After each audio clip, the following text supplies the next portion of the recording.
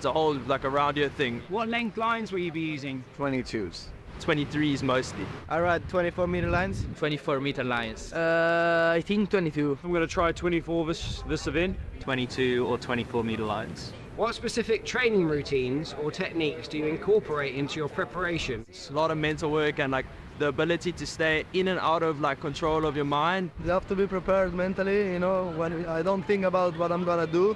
I just go in the water with the flow, you know. I just like to be as fit as possible. I train so hard on the gym too because the impacts on the water is crazy. I do a lot of visualization. Yeah, I just put a lot of training on it in the gym and on the water, and this should be work. How often do you think about King of the Air during the rest of the year? A lot, really a lot. It's on my mind consistently. Probably not every day, but every week. 24/7. What size board do you use? 132, quite small. 137. I ride a 138 by 41. I'm riding a 137. 136. I'm riding 139. 5'1" Vogue. I'll be riding a 136. Do you have any new tricks that you want to land in the event? I have a couple in mind. I'm gonna keep that secret until the event. Yeah, we'll see. We'll see in the live stream. All right, fascinating there to see how the riders prepare for this event.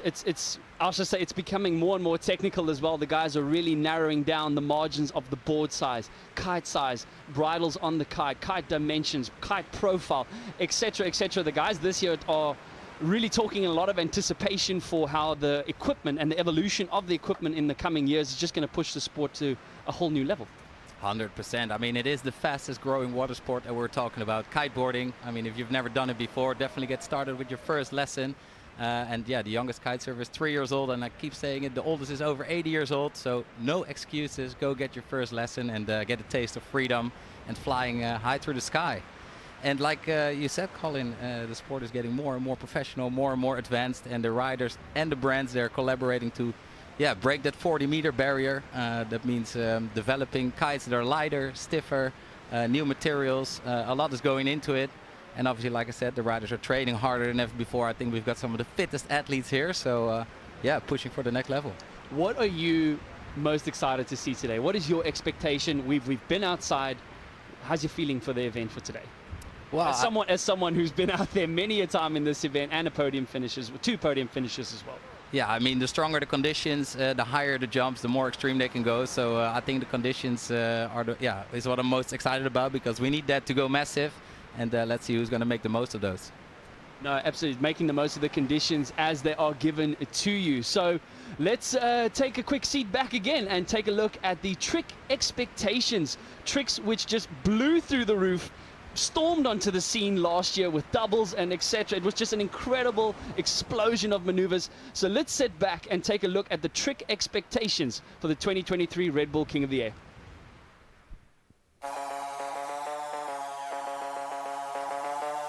Big air kite surfing has gone absolutely through the roof. So let me bring you up to speed. What are we actually looking at, and what can we expect during the Red Bull King of the Air? And it's a go! On the buzzer. Trick-wise, we have the kite loop, so the kite can make a full circle through the wind, and there's different types of kite loops. There's the straight mega loop, often pulled with the backhand. These are often done single, even double, and nowadays even triple mega loops. Double kite loop, board off. This is going to be extreme. If he lands this, look at that! I don't believe he's landed that. Then there's the contra loop. The riders will jump high into the sky and loop with the front hand, creating a different kind of movement. Double contra board off. Look at that kite just meters behind him. And then there's the S loop. It's doing a mega loop and then halfway deciding it to turn it the other way. Whoa, and Andrea responding with an S loop. Then we have board offs. The riders are adding board offs in the critical moments of their trick. They're doing it from the handle or from the fin. They can either flip the board or spin the board as they wish. Board off, mega loop, look at that. How low did he get that cut? Riders are also adding rotations to their tricks, even single, double, triple or quadruple rotations. We might even see 5 this time. The riders are combining 3 tricks into one. That's the kite loop, the board off and the rotations. Huge back roll, oh, double back roll. That is a huge boogie loop back roll. Oh, it's stuck in that. But then there's another thing, unhooking. The riders unhook from their harness, take the full power on their arms, go into the air and do a handle pass. If you miss that, you have a big wipeout. Last but not least, the riders are getting very creative with their landings, and we've been seeing some full-speed blind landings. So I'm curious who will score that perfect 10 at the Red Bull King of the Air 2023. A perfect 10, Ruben. We have yet to see that at the King of the Air. We got really close last year with Liam Whaley's double mega loop board off. Yeah, absolutely phenomenal to see what the riders are coming up with trick-wise. It's mind-blowing, and like I said, we got some of the best athletes here, super fit, ready for this event. So let's check it out. So the riders that we have for this year's King of the Air, here we go. Starting from the left, from the Netherlands, Kohan van Dijk with a semi-final finish in his rookie appearance last year. Jeremy Belando, not as successful, but he has otherwise had an excellent year on other events on other bigger events throughout the world. And then the 2021 freestyle champion and currently 4th, I believe, on the freestyle tour. Very different styles, you know, between these three we're looking at here. But these are the three riders in heat number 1, round 1. Kohan has had, I would say, a successful year with the a second place finish at the GKA in Tarifa after knocking out Liam Whaley in the semi-finals. And there we go for heat number 2. We've got, I think, crowd favorite Andrea Principi, absolutely been stepping it up with his bag of tricks. Then we got Frenchie Edgar Ulrich, always got some phenomenal style going in there. And Ayrton Cozzolino on his strapless surfboard, making him very unique. He has to hold on to his board with every jump he does. And Jamie Overbeek, who was not even supposed to compete last year, but came in second through the Porsche Golden Ticket and stormed to a second place on that podium from the Netherlands. Jamie Overbeek was also the youngest to ever enter and both land on the podium. No introduction to Aaron Hadlow, 5-time world champion, 2-time King of the Air champion. What a legend, the GOAT, arguably, in the sport. One of our local favorites, one of 3 South Africans in this year's event, Jason van der Spy, or as you Dutchies say, van der Spy. You know, I'll bear with you guys as we go throughout the event. So exciting to see the local talent. Heat number 4, kicking off with Mark Jacobs, former Red Bull King of the Air. And from New Zealand, always one of the most versatile riders. He can jump to the left, to the right. He's such an athlete, such an acrobat on there. So ready for a show from Mark. Taking on Josh Emanuel, local wildebeest.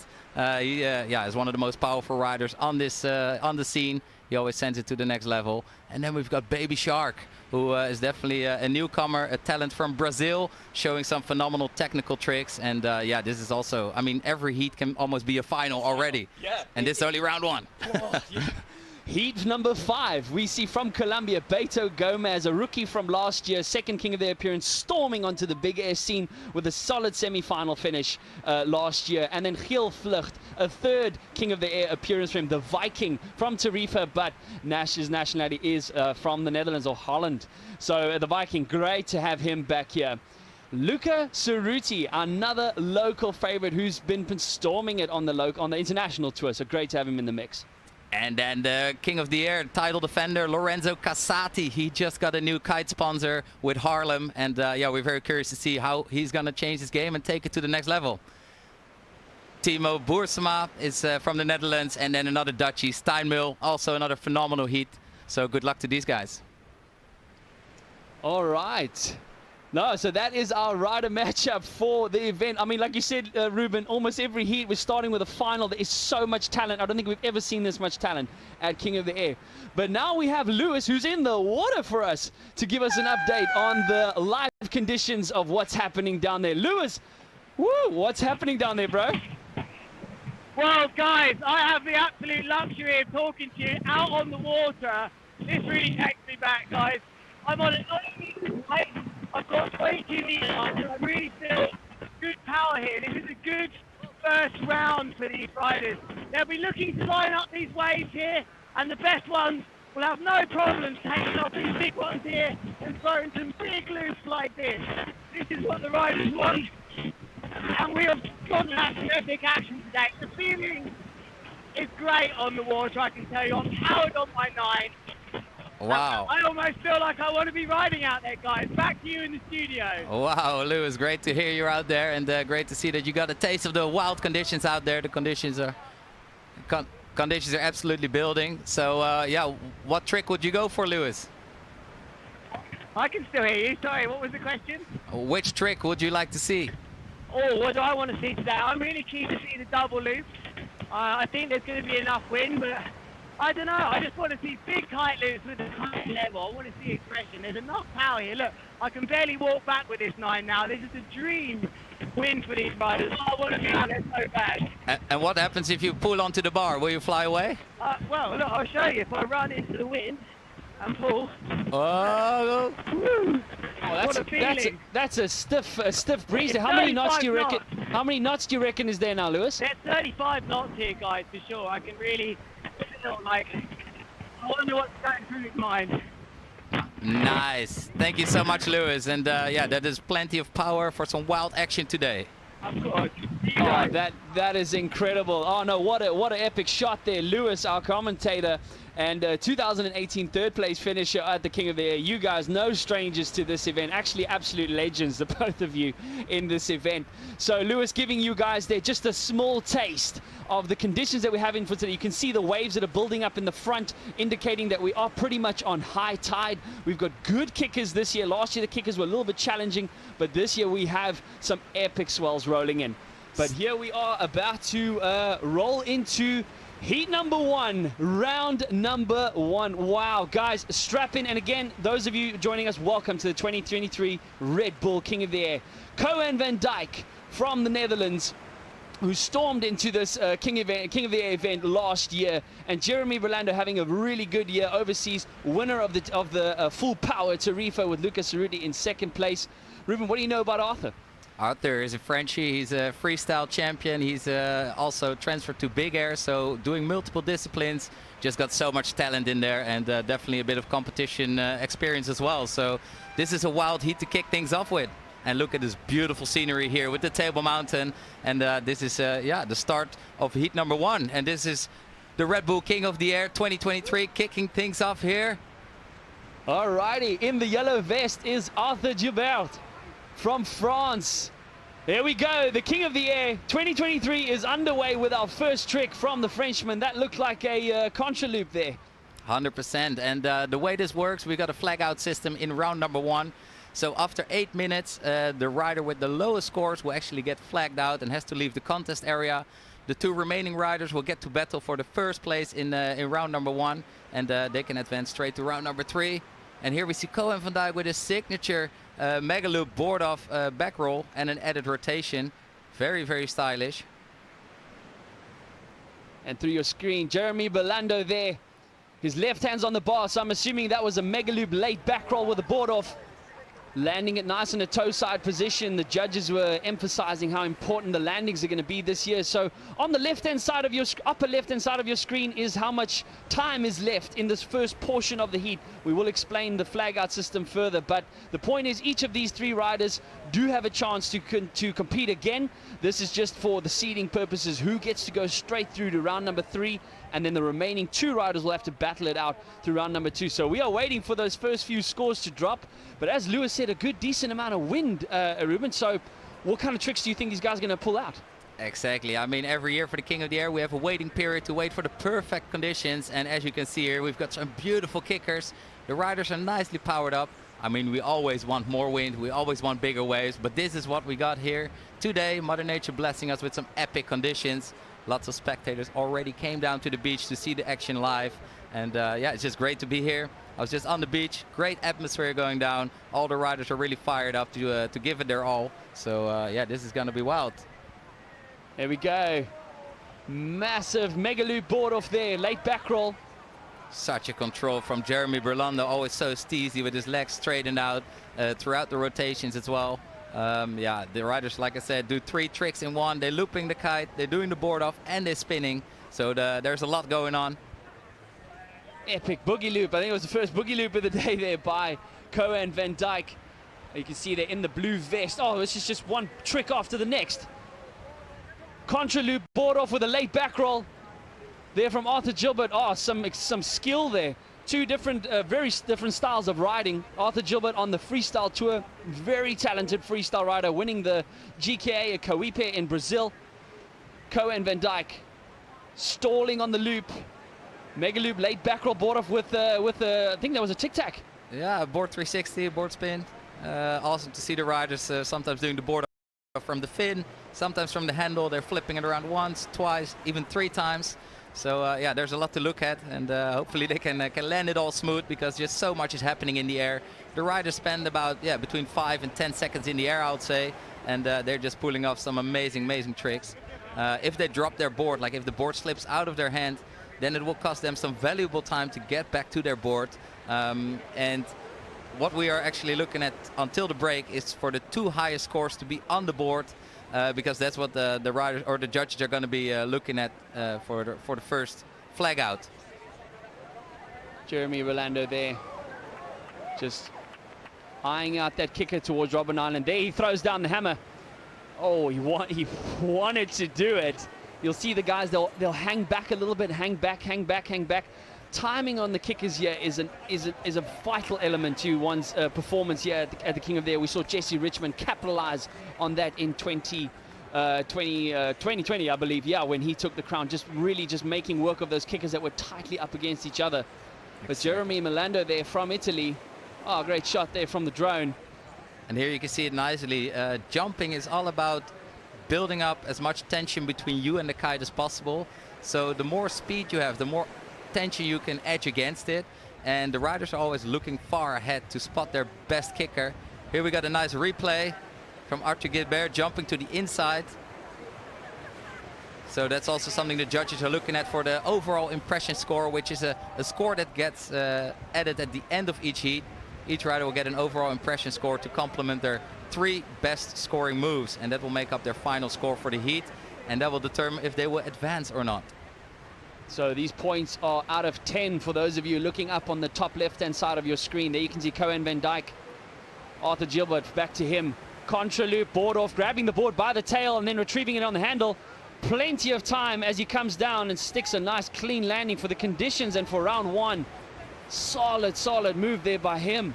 Very nice. You saw the double front rotation and indeed the tic-tac, grabbing it by the fin, flipping it around from the handle. And here as well, Cohen with a super steezy, I think double front roll, mega loop with a board spin. Yes, I haven't seen this many board spins in the first heat, as you see a quick replay there of Jeremy Rolando. Nice. 3 back rotations with a board off and that kite loop. Very nicely done by Jeremy Rolando. Jeremy, a second King of the Air appearance for him. Cohen also second place. First place in the Porsche Golden Ticket last year. It was a small heat, basically just a quick heat before the event that allowed him to qualify for the main event. Jamie Overbeek also the recipient of that. Oh, nice there in the shallow kickers. With the double front roll going very inverted, going for the contra loop. Oh, not quite sticking it. The riders will, or the judges will score that as a butt check, so most likely we'll get a little bit of points deducted. But it was nicely at a nice height. It was very stylish. It was quite extreme, and that's what the judges are looking for today, especially the height and the extremity. So that, you touched on a good point there, Ruben, and we'll definitely be filling you in more on what exactly the judges are looking for. Very similar criteria to what we've had over the last few years. The judges are looking for as much height as possible when the riders loop the kite. And of course, Ruben, you are no stranger to looping of a kite, having introduced the world to the mega loop. They want to see that kite go as low as possible. Why is that? I mean, getting leveled with your kite will just create some moments of free fall, and it's just so extreme and gives such an adrenaline rush. And Cohen here doing it perfectly with 3 rotations. Oh, what a sketchy landing, but he made that happen. And his kite is inverting a little bit, but still riding out of it. The judges will deduct a few points for that because it wasn't too smooth, but the jump was absolutely nice. Arthur going in a double back roll and then pulling with his front hand, so that's a contra loop, and sticking it clean. But we got, Jeremy Rolando here with that mega loop tornado, I almost like to call it. They're spinning so fast. Oh, again, not a full clean landing, but he's still on top. Yeah, I think, but looking at how Chris, our head judge, really emphasized the importance of landing, I don't think he'll be scored for that, unfortunately, even though it was an epic big air maneuver. So there you can see on the left-hand side of your screen, with 20 seconds left in the first 8 minutes of this heat before we go into a flag out. Jeremy Rolando currently in front with a 12.52. That's out of 20. And Arthur with 11.1 and Cohen van Dijk with a 10.94. Jeebus, it's just like trick after trick after trick, Ruben. We're not slowing down. Oh, he was unhooked there. Yep. When did he unhook? I would like to see a replay of that. But yeah, now there's a little break. The judges scored the guys with the 2 biggest scores staying, and then the rider with the lowest scores is unfortunately being flagged out, and will have to compete again in round number 2. So now there's a short break. The scores will remain the same for the riders advancing. They can just add some more high scores to the board and an overall impression score. Yeah, so each of these riders wearing a vest, black, yellow and blue at the moment. Their vests correspond to a flag on the beach. When this heat enters into the flag out period, where we have a 1-minute break, the flag on the beach will lower, indicating which rider has been flagged out, and we'll have to fight it out from round number 2. And there we have our first flag out of the day. Lewis, welcome back in the booth. I see you're a bit dry. I'm always dry when I go kiteboarding. No, back in here now, seeing these 2 riders. Bit of a surprise that I think Cohen going out, but clear to me on the beach before I came back out, it was just the height that Jeremy Belando was getting. His equipment is working for him, going much higher than the others, and it looked to me, maybe you guys can confirm, that handle pass really helped for Artur. But here we go, back on again with these 2 riders fighting for the first position. It looks like a massive mega loop with a board off and a back well from J-Bo, and he sticks it, Ruben. What a move. And exactly 4 minutes left, or 3.5 minutes left now to the end of heat number 1 of round number 1. And yeah, absolutely fire in the first heat already. Fire, no, it is literally, it is so crazy. Yeah, heat number 1, round number 1, we have a 4-minute period now where one of these riders will have the chance of going straight through to round number 2. Jeremy Belando from Italy does ride for Spain though as well, currently on an 18.26. So now we're looking for the top 3 tricks, and now that overall impression score comes into play. Nice little, sorry Ruben, go on. I was like, what is that all about? Explain me more about the overall impression score, Lewis.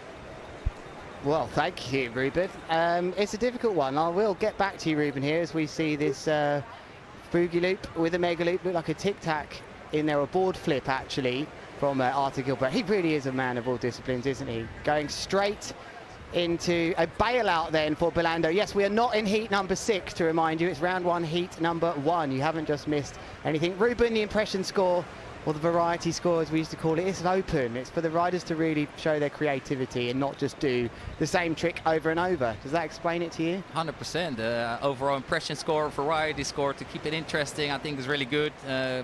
Really, yeah, looking for the most versatile rider out there. There we go, just over 2 minutes left.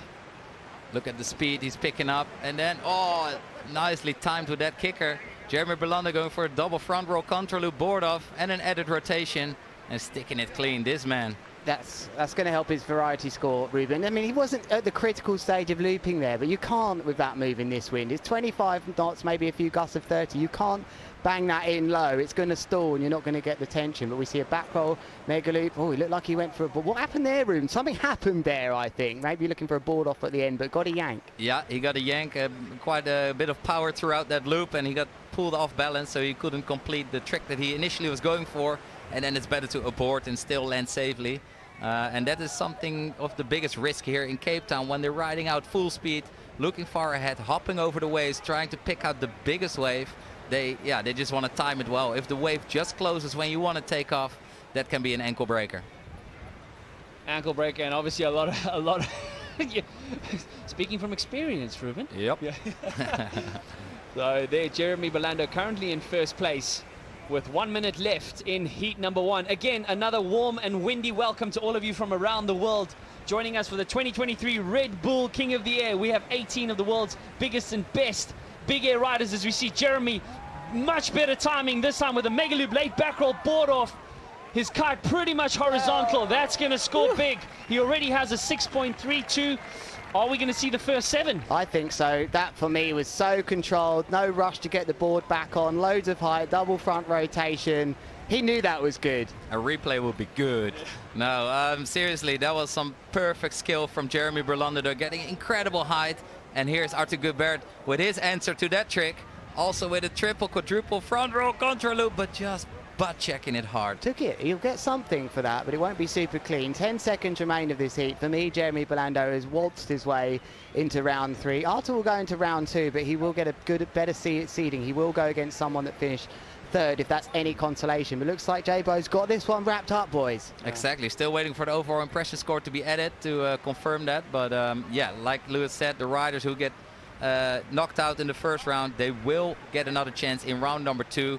And only, the first place will advance to round number 3, which is, of course, favorable. Or, like we talked about, if you are losing in the first round, then your second round can actually put you into the flow, and you just get a better feel for the conditions. Energy-wise, we concluded it wasn't as bad.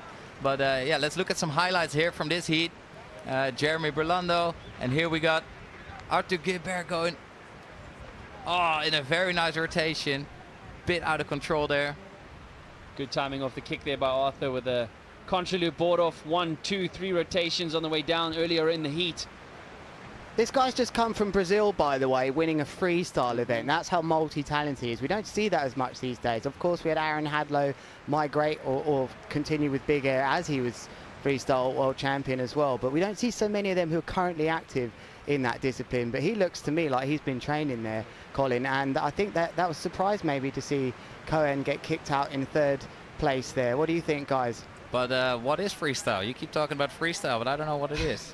Well, I mean, basically it takes its roots from wakeboarding, Ruben, where we keep the kites a bit lower. We're not looking to use the kites to jump. We park the kites low. You can imagine, if you like, our kites being a boat, or perhaps if you've ever been to a cable park, if you're listening now, they pull us around and we can perform the unhooked maneuvers where we pass the bar behind our backs. Ruben, you started in this. Actually, all 3 of us started our careers in that. Such was the way in our generation. You started like that, and thankfully for us, Big Air came in and we got an extension of our careers. Exactly, but kitesurfing is definitely not only big air. It's not only about getting the biggest air you could possibly think of.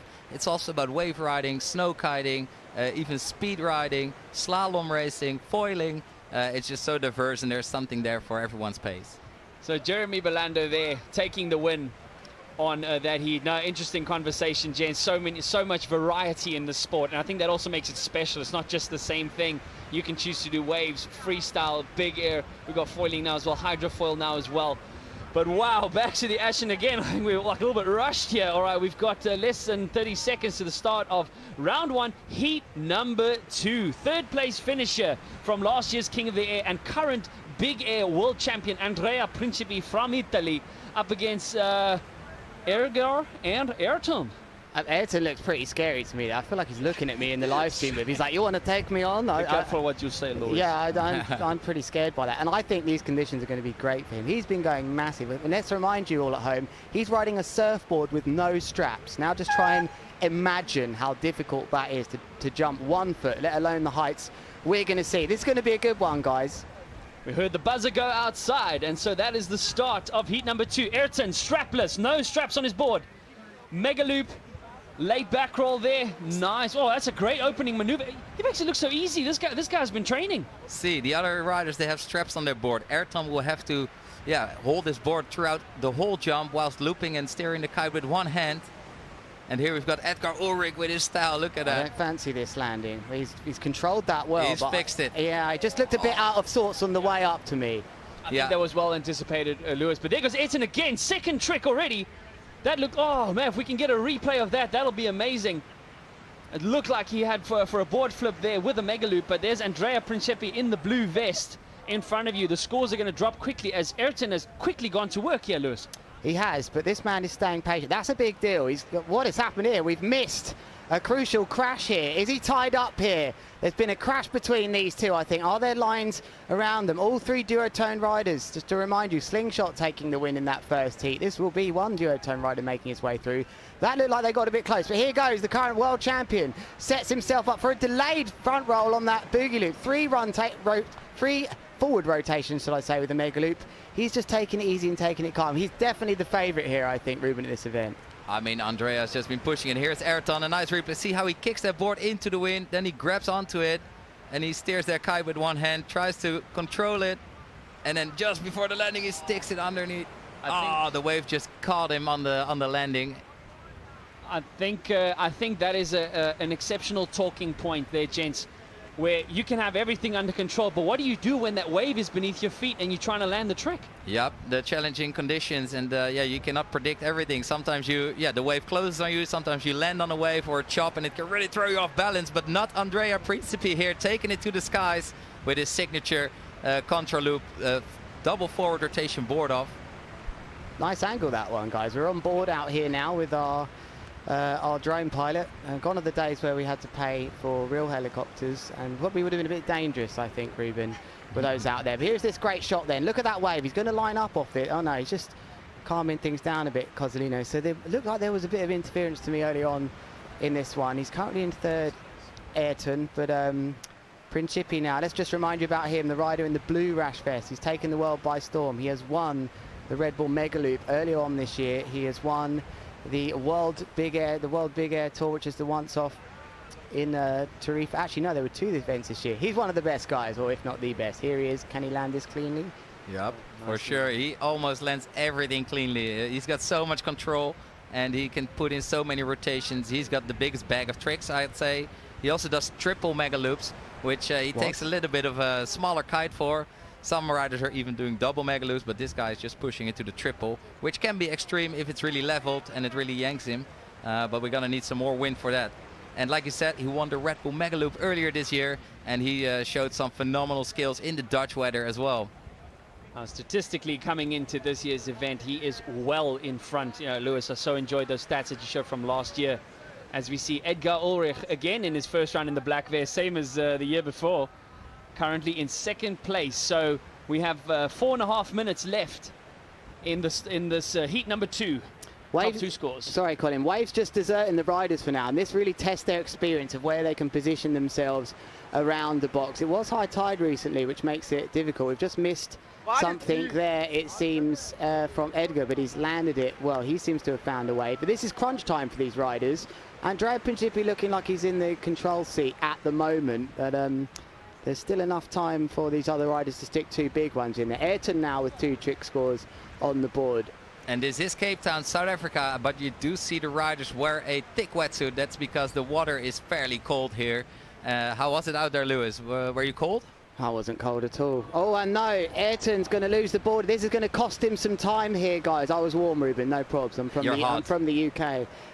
But Ayrton here, that's what is the risk that he has when he's on a surfboard. He can lose that board. All riders can with straps, as we're seeing here now. Edgar Ulrich just trying to line up for this wave. It's not going to be massive, this, with a contra loop front roll. Triple front. Quite high there, Ruben. I don't think it's going to score loads, but he would have seen certainly Ayrton crash there, and we'll try and up one of his moves. But Ayrton in trouble here. Do you think swimming is going to add to his overall impression score? Well, he would like to hope it would, but right foot forwards now, Edgar. He's getting, he was going for, it's a backhand pull there. So he's gone for a boogie loop there with a board off and a grab on the inside. And we were talking about variation, Ruben, and being able to perform moves both ways. That's coming back to the shore, as we see a nice example of Ayrton turning around now, coming back. Even that's hard on a surfboard. Have you tried that, Ruben? Yeah, a couple times, and I ended up swimming. I'm not so good on a surfboard. It just takes so much balance. I feel a bit too clumsy for that. I feel more confident when my feet are in the straps and I don't have to worry about my board flying off the whole time, or me falling off the board. But like you said, Lewis, like now the Andrea here in the blue rash vest is riding out full speed, timing that wave, and he's just getting some nice height there for a triple front roll contra loop, quadruple front roll contra loop, and just stomping that like a boss. Oh, that was well executed there. Oh, and just showing the crowd, what more do you want? As you see Andrea Principi now with 2 minutes left before the first flag comes down for one of these riders with a good 11.72, but we'll be waiting for that score to drop in. I'm pretty sure he'll drop away that second score. Just the top 2 tricks that count for this first 8 minutes, and then later with 4 minutes it'll be top 3 with the overall impression score. But Ayrton back up on his board, heading out to sea. You can see the guys are slowing. Oh, Ayrton wanted to go for something there. Timing not working out for him. That is a challenge, Lewis. You know, you're pretty much a local here with the amount of time you spend here. Hitting those kickers perfectly? The best riders always get a wave. It really is no coincidence, as we see contra loop here from Ulrich. He would have had the kite of Ayrton in his vision there a little bit, I think, and he's just going to get away with that. He's looking strong for second now. But yeah, the best riders, sometimes you're out there and you think, oh, how am I getting so unlucky? But it's not luck. The best riders nowhere to be. Andrea looks like he spotted something out here. And he turned around, so he wanted to go. He wanted to go for that one, but he saw that it was getting a little bit steeper and already closing on him, so he decided to hop over it, and I think that was the right decision. And Ayrton Cozzolino riding to the inside, and he's hungry to put some scores on the board. He's got some incredible tricks.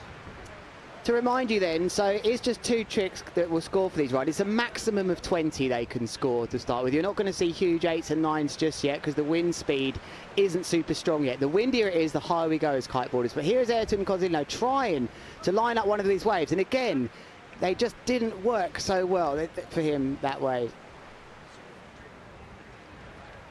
And there, Ayrton, he's riding out. He spotted a wave, and now he's trying to build up the speed. And he's gonna go off this wave for sure. Let's go. Send it. He jumps into the wind. He just loses his board there. He wasn't able to manage his board into the wind, so it will stick to his feet. And unfortunately, the board flew away. But he's got it back fairly quickly. So now he's doing everything he can to still overtake Andrea. But I think time is up. Oh, there was the buzzer. I did hear the buzzer, but interesting to see if Andrea did take off before the hooter went. If you do launch for your trick before the hooter goes, the judges will still counter. But now we are in a 1-minute break in this very unique and popular format here in round number 1, where the top rider will go straight through to round number 3, and the bottom 2 riders will have to battle it out through round number 2. But Ruben, you made a very interesting point there about how round 2 is actually beneficial sometimes. What's new? Just to build that momentum, we saw Kevin Langery capitalize on that in 2018, going all the way from round 2 and then taking the title at the end of the day. 100%. It can just put you into such a flow. You can just feel the conditions a bit better, just get more and more confident with your actual top scoring tricks and the overall impression. I think once you're in the zone, you're good. But I mean, Andrea Principe is in the zone, Jeremy Berlando is in the zone, and they're straight to round 3. So I'm not sure I agree with this, guys. It can also put you in a one-way ticket back home as well. It's not ideal that you go in the round. It's always it's beneficial if you get through it, but if you don't get through it, I'm sure those guys won't agree with you because it's stressful. You've got this one heat to be draw one of the best guys. Imagine sitting here now and you're going to go up against Cohen van Dijk, who's had a bad first heat and then he nails it. It can work in your favour.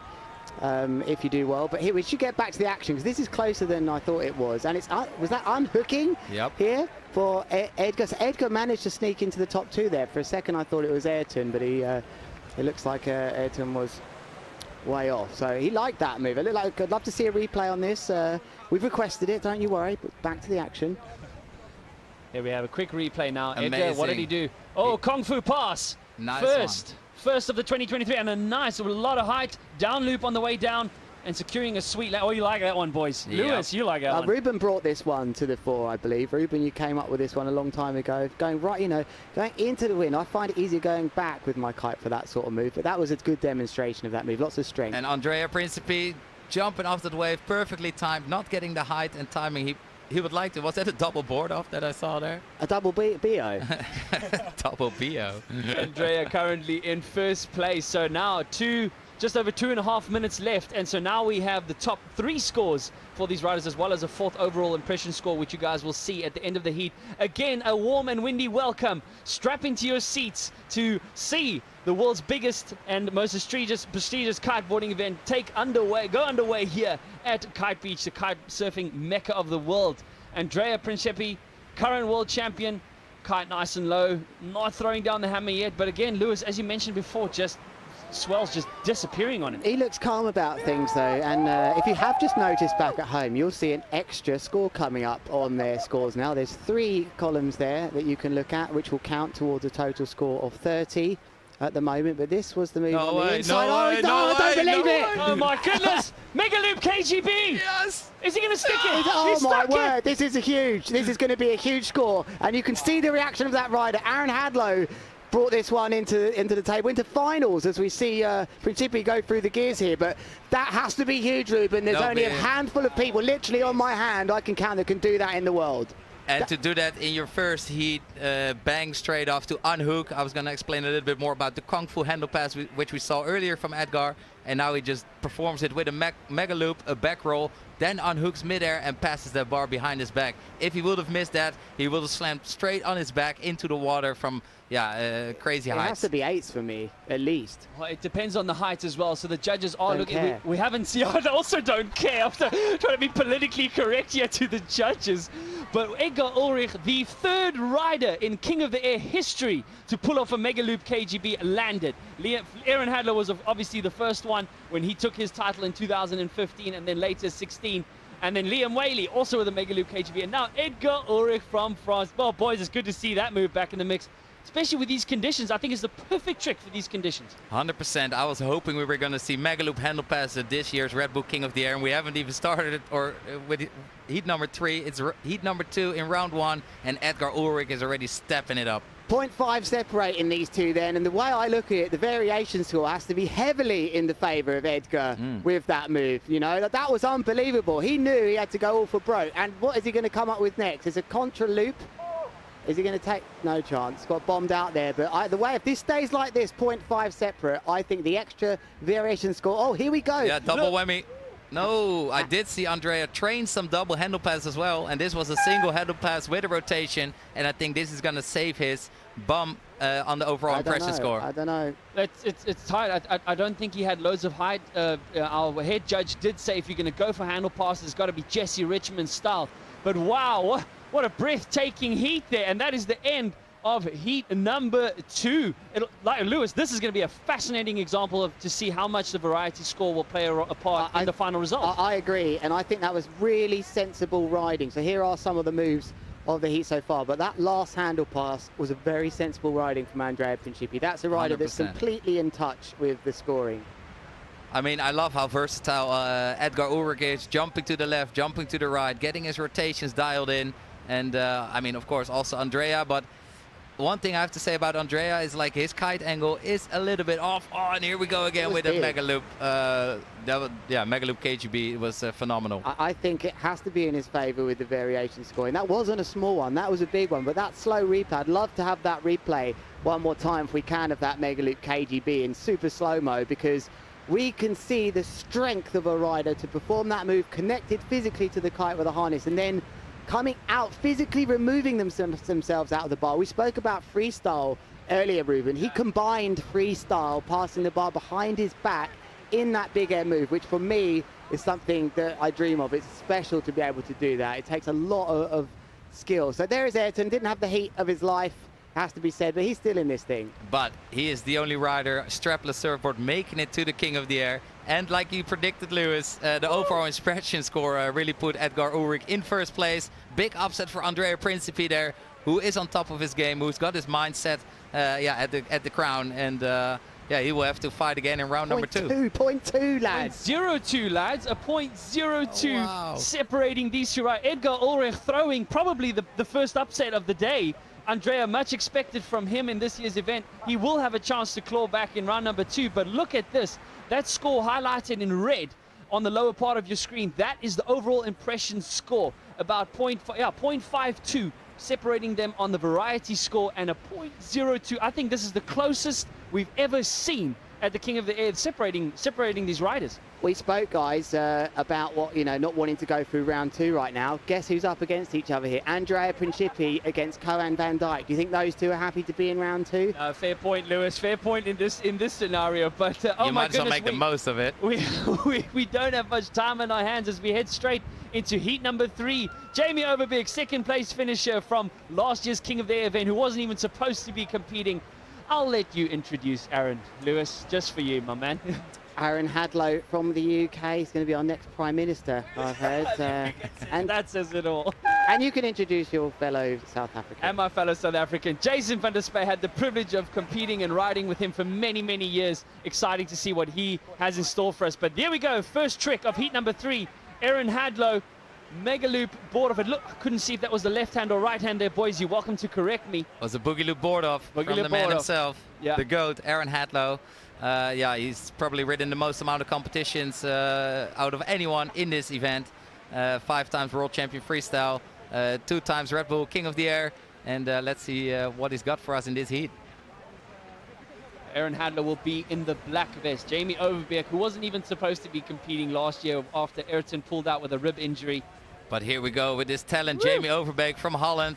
He is definitely the guy spending the most hours on the water, no matter the conditions. He will grab his foil kite or his tube kite and just throw some massive board-offs and kite loops. Ruben, you mentioned foil kite there. All these kites you can see on your screens right now are inflated. They have inflated tubes. Now, the foil kites often used in racing, and they're now used for big air as well, as we see Jason van der Spy on that air rush, just sending it round. They're not super high moves at the moment, but I'm interested here to see how much Overbeek can perform on the inflatable kite. I think in most other conditions like this, if he's not competing, he takes his foil kite, which is a kite, like I just said, isn't inflated. But here he goes, accelerates up on that ozone. It's a double front roll with a contra loop, board off. I think there was a tic-tac. Board spin. A board spin in there, sorry, Ruben. He lands it clean.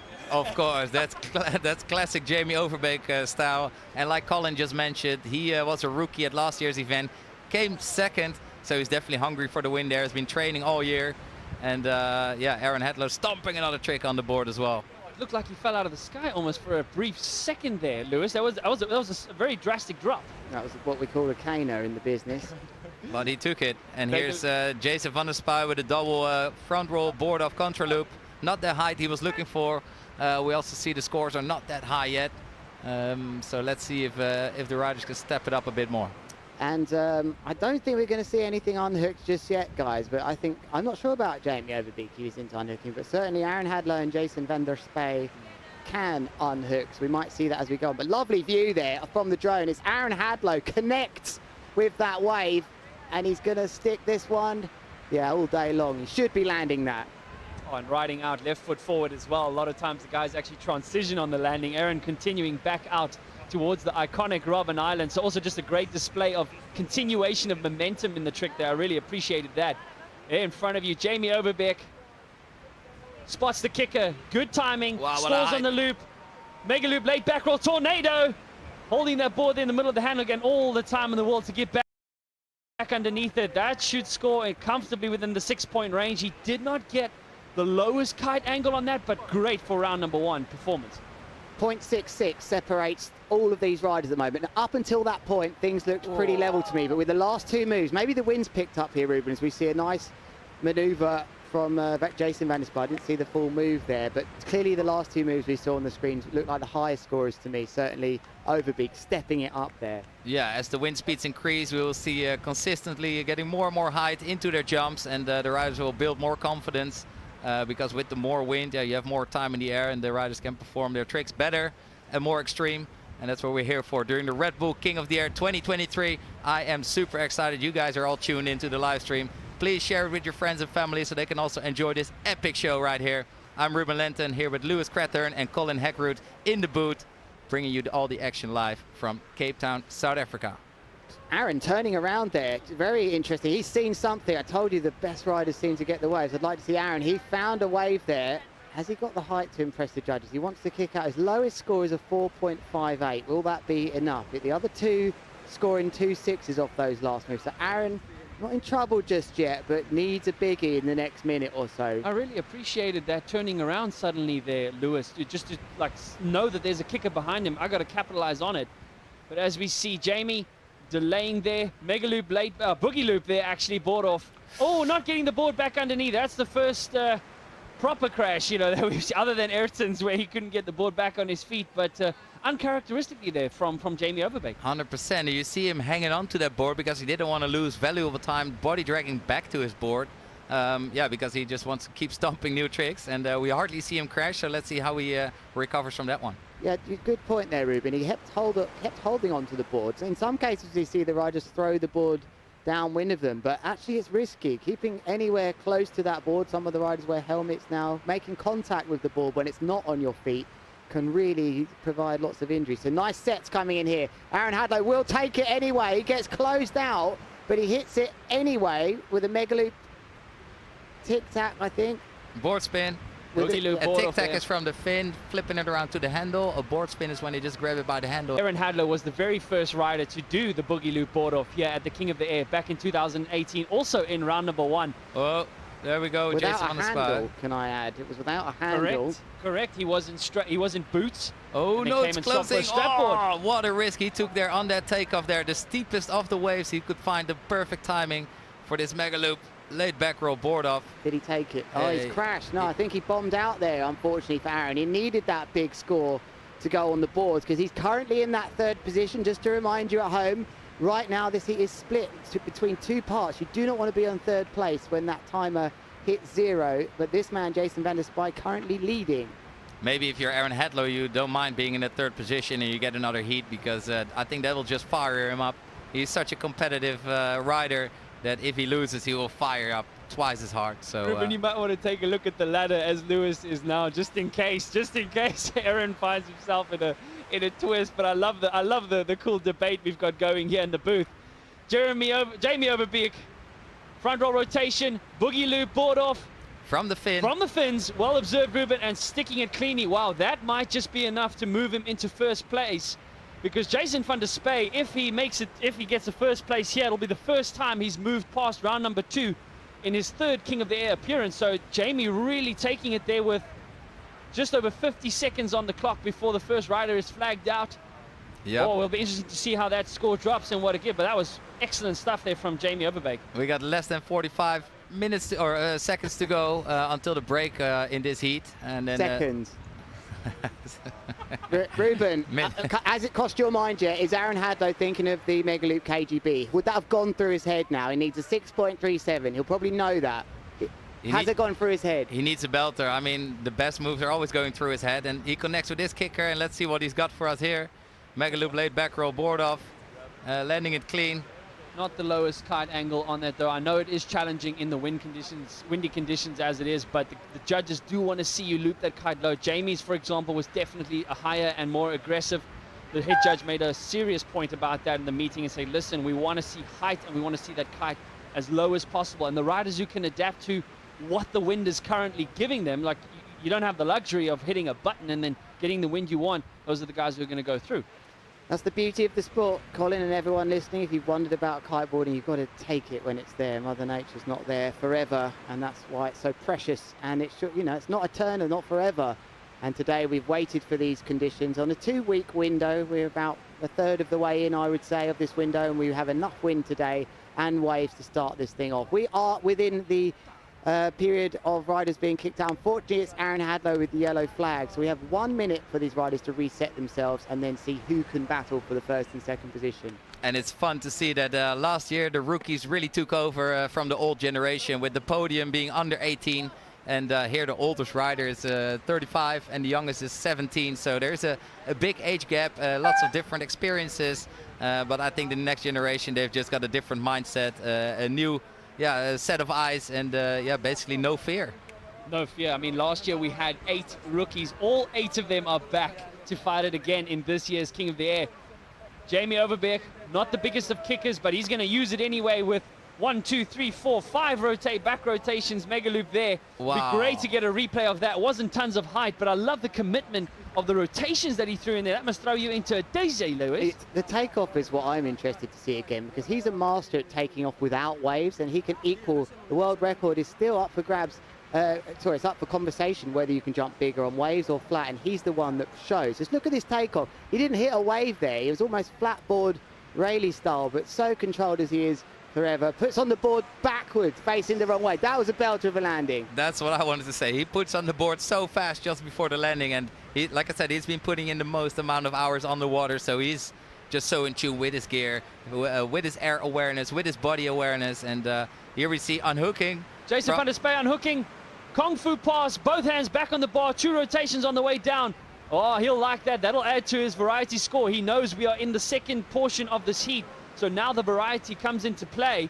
Last year, Jason van der Spy and Cohen van Dijk, the only 2 riders to do handle passes. Oh, but Jamie responding. Front rotation, contra loop, board off, and a board spin. And just extending his feet there, just showing I've got all the time in the world. Ooh, Just a bit of patience there, like in Little the bit of- air. He's just waiting, like, oh, I still can hold my board off for a while, and then put it on for Board spin, Ruben, or tic-tac? whatever, Lewis. I think I'll go with the board spin. I've been trying to listen to you two guys throughout the year on the GKA, and so like, okay, I'll tell you. I think I get it. I think I know. I think they know what they're I talking thought that about. was a tic-tac. I will tell you about my new trick I've been working on, a tactic. A tactic. A tactic. Yep. I'd love to see Flipping that. it the other way instead of the tic-tac going around like that. I just swing it around. It's one of my favourite moves to watch you do the board off, actually. You're very good. You get the legs very straight, Ruben. A bit of a late comer to the board off. Can you do board offs? Yeah. Yeah? Oh, yeah. Okay, well, I'll show him then. What do you... Jason van der Spey. Look at us, Ruben. Who would have thought we would have did Those of you joining us, it's myself and Lewis Cratton and Ruben Lenzen here in the booth having just a ball of a time as we are less than a minute and a half now to the end of heat number 3. Jamie this time opting not to go for it, and these guys will have to negotiate the gusts as well. Lewis, you were just out there. Did you find differences in pockets of wind at different areas within the competition box? Can I do a board off? Come on. No, come on, let's get serious now. Yes, I can. Have you landed your Megaloop board off yet? No. I have. Yeah, I'd like to see a video of that. All right. Crash doesn't count. So just to get back to you, Colin, I think the wind's dropping off in the zone a little bit here now. Let's see how much height, not super height, but still getting the tricks in here. Looks like 4 front rotations there with a kite loop as well. Very clean landings from Jamie Overbeat. This one's tight, but I felt the wind was quite clean throughout, but I'm starting to see a bit glassier areas sometimes in the waves near Jamie Overbeat now. That indicates to me, working the kite up and down Jason van der Spey now. That tells us it's not nuking, but he's committed to this one, Ruben. Wow, fighting for a place in that first or in the third round. Who is it going to be? Jason van der Spey or Jamie Overbeek? Aaron Hadlow has already been flagged out and will have to fight again in round number 2. So let's see who can step it up. They're very close. But remember, their overall impression score is going to accompany their 3 biggest scores in this heat to make up the complete score. Jamie Overbeek was coming in there right foot forward. Jason van der Spey, if he wins this, it'll be the furthest then that he has gone in the King of the Air, having been knocked out in round number 2 each time. Last year he lost out against Kevin Langry in round number 2. But we've seen his videos. You guys have seen his performance on the tour with he made it to the semi-finals in the Mega Loop Challenge earlier in Holland this year. And that looks like the end of the heat with a quick highlights reel here. There was Aaron Hadlow with a nice Mega Loop late back roll. Oh, nice boogie loop board off with a board spin. Board spin. Yes, boys. Yeah, so Aaron had a great start here, but then we saw a back roll, Mega Loop. Oh, what happened there? Was there a tic-tac in there? Board spin. Are you sure? Yep. And here we go again with that unhooked. That will help him for the variety score, the overall impression score, because he jumped to the right, to the left, and he unhooks. So the judges love that. Jason van der Spey, his 3rd King of the Air appearance. His first time he lost out to Oswald Smith by a mere 0.8 in round number 2. And then even less of a margin, 0.2 to Kevin Langry. So are we going to see an expected change of scenery from him? And we're still holding on for the results, so stand by. As you can see, the crowd have slowly started to pull in here at probably one of the most famous places to kite in all of the world. There you can see the crowds knocking off early from work. But again, those of you who are catching on with us live, welcome to the 2023 Redbull King of the Air. We have just dropped the results of heat number 3 with a nice 6.4 variation score there from Van der It came Spey. in. Jason van der Spey knocking out, well, put into second, not knocking out, but managing to defeat last year's podium finisher in second place, Jamie Overbeek. The shocks just keep on coming. Second upset of the day. Wow, Ruben. Like we said, every heat is almost like a final. These guys have got all the tricks and also the competition experience. And yeah, Jamie's just so consistent, so good, but he will have to show it up again in round number 2 to hopefully secure his place in the 3rd round. Ruben, do you have it on video? It was from the fin, Lewis. It was it on the video? No, the guy was shooting someone else. Oh, okay. That's a coincidence, isn't it? Okay. All right. All right, mate. I will get you to film. I will do a massive mega loop back roll with a border from the fin, especially for you, Lewis. All right, 45 seconds remain. Welcome, everybody, if you have just tuned in. It's now going on to round 1, heat number 4. I'm Lewis Cratton from the United Kingdom. To my left is Colin Hechroot, South African, former freestyle #1, and Ruben Lender from the Netherlands to the right-hand side. Who have we got in this heat, boys? It's Mark Jacobs from New Zealand, a former Red Bull King of the Air. Actually, he won it on his birthday. And then we've got Josh Emanuel, who's a former Red Bull Mega Loop winner. And yeah, you can see the guys are weighing in at 95 kilograms and 87 kilograms from Mark. And then we got Baby Shark with 64 kilograms from Brazil.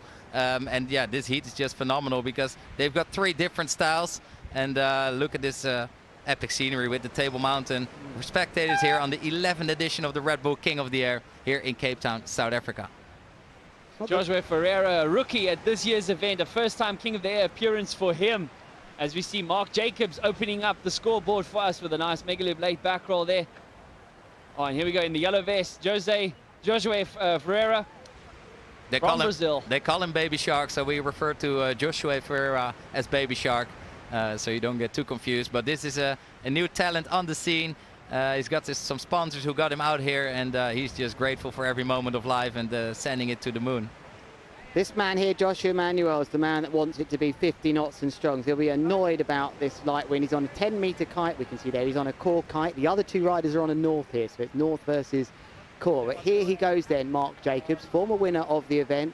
Not super high, but kite was in a nice position there, guys, on that front roll Mega Loop board off. I like that. Yeah, the height wasn't completely there, and like you say, Lewis, the more wind, typically the riders will grab a smaller kite, and a smaller kite is also more maneuverable. It loops easier, and here Joshua, who weighs 95 kilograms, needs some more power, so he's on his 10, so no double loops on the 10-meter kite, but hopefully he can find the power to show us, yeah, that epic kite level that we're used to from him. Short lines as well. You can see he's on shorter lines than the other riders. That will be hurting him for his height and hang time. Though it looks like we've got a nice shot. Mark Jacobs on a 10 there, and just behind a 9-meter. So just to let you know, if you're not kiteboarding at home, the bigger size kites we use for lighter wind. We can capture the small amount of energy there is, but when the wind super picks up, we don't need so much surface area in our kites, so we drop down to sort of 6, 7 and 8 meter squared kites. But right now on the water, riders really between 8 and 10. This man on a 10. Joshua Emanuel, one of the local favorites. And as you can see, you see all the white caps on the water. That is a sign that the wind is blowing hard over the water. And usually we actually have the Cape Doctor, and then you can see a beautiful cloud coming over the Table Mountain, which is unfortunately not the case today because, yeah, that most of the time predicts that it's going to be really nuking. Is it blowing hard? You know, you were out there, mate. Well, it was when I was out there. I'm not out there now. I can go out again if you want. But... Yes, please, get out. Mark Jacobs. Love you, Lou.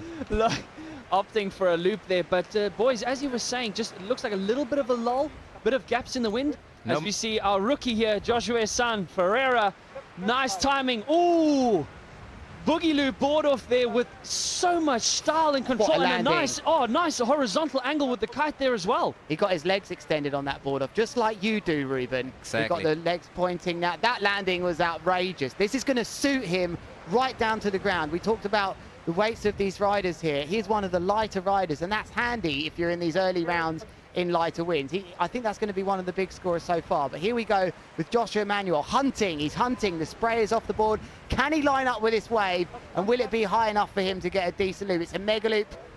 Almost looked like you're for the Mega Loop board off. He's got some sort of weird rotation there, but he takes the landing, Ruben. Well, that was a bit out of control with his one foot actually being stuck in the strap. He wanted to go for a massive Mega Loop board off from the fin, but unfortunately his back foot was stuck in his strap. And here we see Mark Jacobs with a quadruple front roll contra loop board off. And yeah, stylish, controlled, beautiful. And do you remember from last year, Lewis, that Joshua was sending it big time off the kicker, going for the double Mega Loop board off, and unfortunately one of the biggest wipeouts we've ever seen. And if he had landed that trick, he would have won the heat definitely against Timo Ubursama, who's coming up later in the event as well. So Josh has been a bit unlucky at times with the positions he's found himself in. But Mark Jacobs, good timing off the kicker, stalling. Mega Loop late back roll with a board off, holding it by the tail this time, or by the nose, I should say. Oh, and another one. Joshua San Ferreira from Brazil. Oh, not the most impressive, but he's just throwing in trick after trick after trick. He's so comfortable over rotating. I mean, that was a double back roll Mega Loop with the board off, and he just sent another one at the end. But this is Joshua Emanuel finding himself down, currently in third place. Needs something here. 3.86. He wants to knock that out. Will he go for the Mega Loop board off again, Ruben? Yes. There we go, signature move. Very nice angle with that kite. You saw him getting leveled and unfortunately bombing out. Doesn't get the height he needs. That's why he wants a bit more wind to just get that fraction more time. They enjoyed that on the beach, which is a bit harsh. It was a crash. I mean, crashes are so enjoyable and they always look a little bit more painful than they actually are because mostly they're skipping out, bouncing out, but there's definitely some risk involved. And Mark Jacobs just keeping it together. What a move there from Mark Jacobs. If we can get a replay of that from the drone, it would be absolutely amazing as he finds himself in second place with less than 3 minutes in this first portion of the heat, where one of these riders will be flagged out. But Mark Jacobs, no stranger to this event, 2021 rightfully earned champion with an epic performance throughout that entire event. His semi-final with Liam Whaley was probably the heat of the day as those two battled it out and went down to handle pass, extremity at the end of the day that saw the difference between the two of them. But here you can see, we've got some nice kickers rolling in this year. This is so fun to watch. As we see Joshua, nice height, waiting till he gets to the apex of the jump to loop it. Oh, mega loop, late back roll, and then just the 1-footer for show on the way down. This kid's got groove.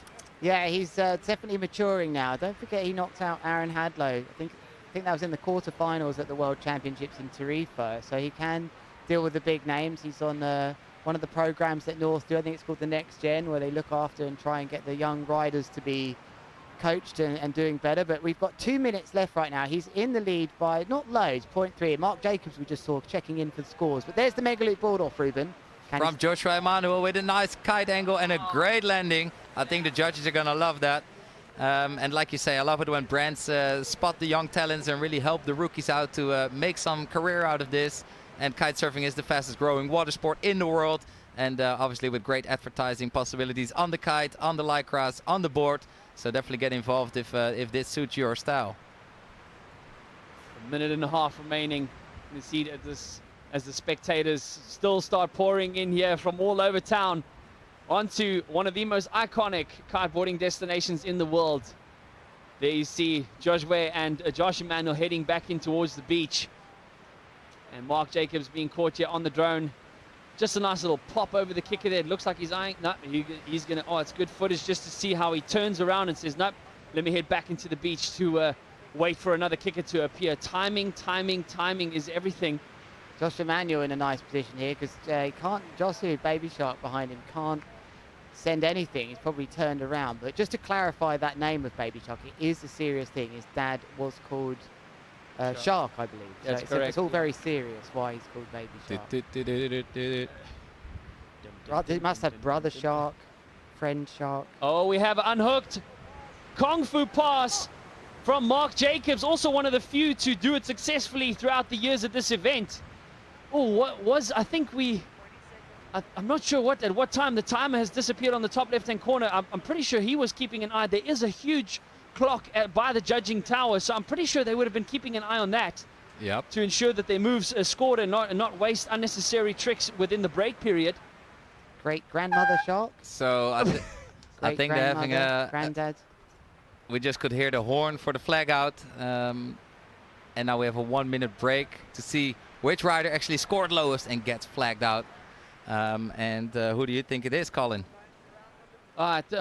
Unfortunately, yeah, I don't have to think anymore. There, the black flag comes down, corresponding to the vest belonging to Joshua Emanuel, the local boy with probably one of the most aggressive kite loop angles in the fleet here. Will have to fight his way through again through round number 2. He did have an epic semi-final finish in 2021, so he's no stranger to moving up the ladder in this event, but he'll have to fight it back through now in round number 2, Lewis. Yeah, he's going to drop in with Jamie Overbeek, unfortunately for him. And he just, I mean, how many times he must have competed in this event? I'm going to say it's 6, maybe 7 times. This is his 7th appearance. Seventh appearance. I mean, what he might, I know exactly what he's thinking. What have I got to do to get 45 knots here one day? He's not bothered about this wind speed. He's there because he can't bear to be on the beach and not be competing if he hasn't put himself in. You've got to be in it to win it.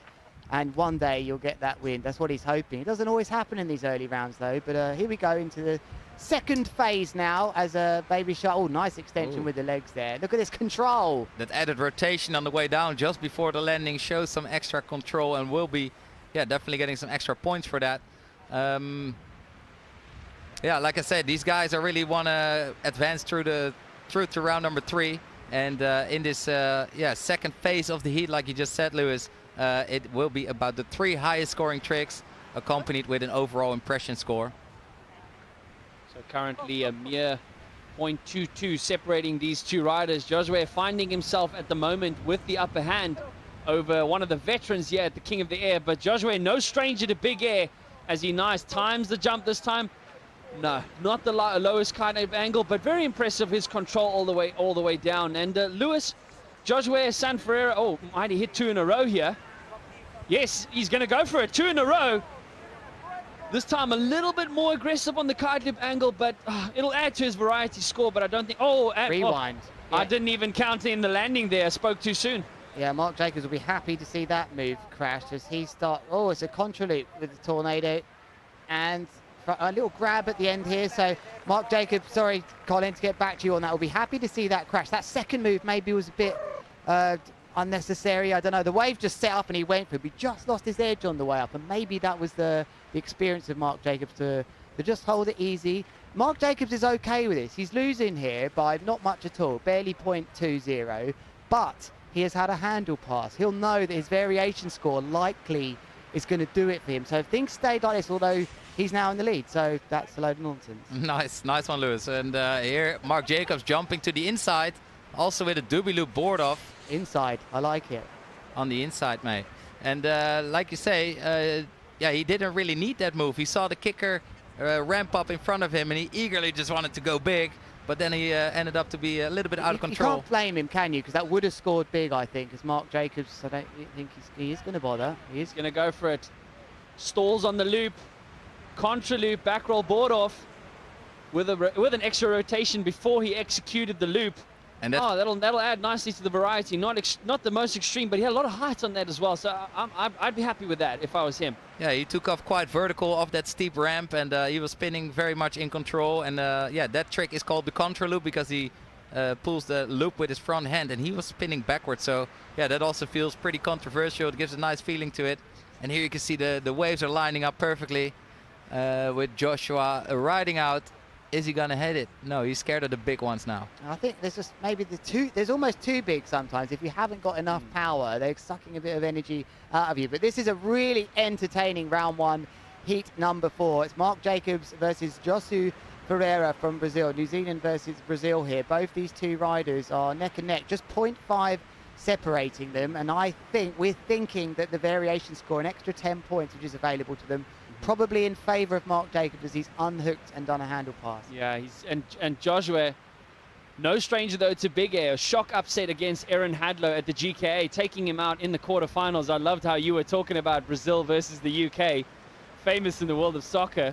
I'll take Brazil. I'll take anyone right now in the Netherlands. Oh, that was Mark Jacobs flying through the screen, flying through the screen in front of us there. At the lower end of the competition box, the exact same area where he rode in the finals in 2021 to secure his well-deserved crown. It'll be great to get a replay there of the move as he kind of flew through the top left-hand side of our screen. But that's the buzzer anyway. And we're going into a replay of Joshua unhooked, not getting the handle pass in. And here we're going into yeah, a little break between the heats. We got heat number 5 coming up soon with Beto Gomez, you know, the Colombian kid who you probably witnessed last year being so excited to be in the event. Yeah, he just made a way for himself to be participating on the world most prestigious kiteboarding event, and to see where he is coming from. Really a lot of respect and love to him. Great to have him back at the Redbull King of the Air 2023. Ruben, I've got a story for you. I landed a quadruple kite loop once. I didn't get it on film, but I did it. A quadruple loop on a baby kite from your daughter. Oh, no, I did. Same one you did your mega loop board off on. I did. Yeah, man. Okay. Didn't get it on film, though. Keep pushing. I will have a heat with you tomorrow. I always knew there was a reason for the progression of the sport. I think I now understand, lads. Great aerial shot there of Kite Beach. As you can see, the preservation there of the dunes well underway. Mark Jacobs, the veteran here, having just one up on the rookie with, you can see, a higher variation score. Look at that, a 6.82 versus a 5.58 on the variation score. The other scores fairly even, hey, Lewis? Look at that. Very similar on the top 3 tricks, but that variety score proving to be the significant difference. Almost identical, and that's just that killer instinct that Mark Jacobs has. He demonstrated that when he won the King of the Air before some years ago, but he's got that killer instinct. And the best athletes are just so aware of the timing, what they need to do.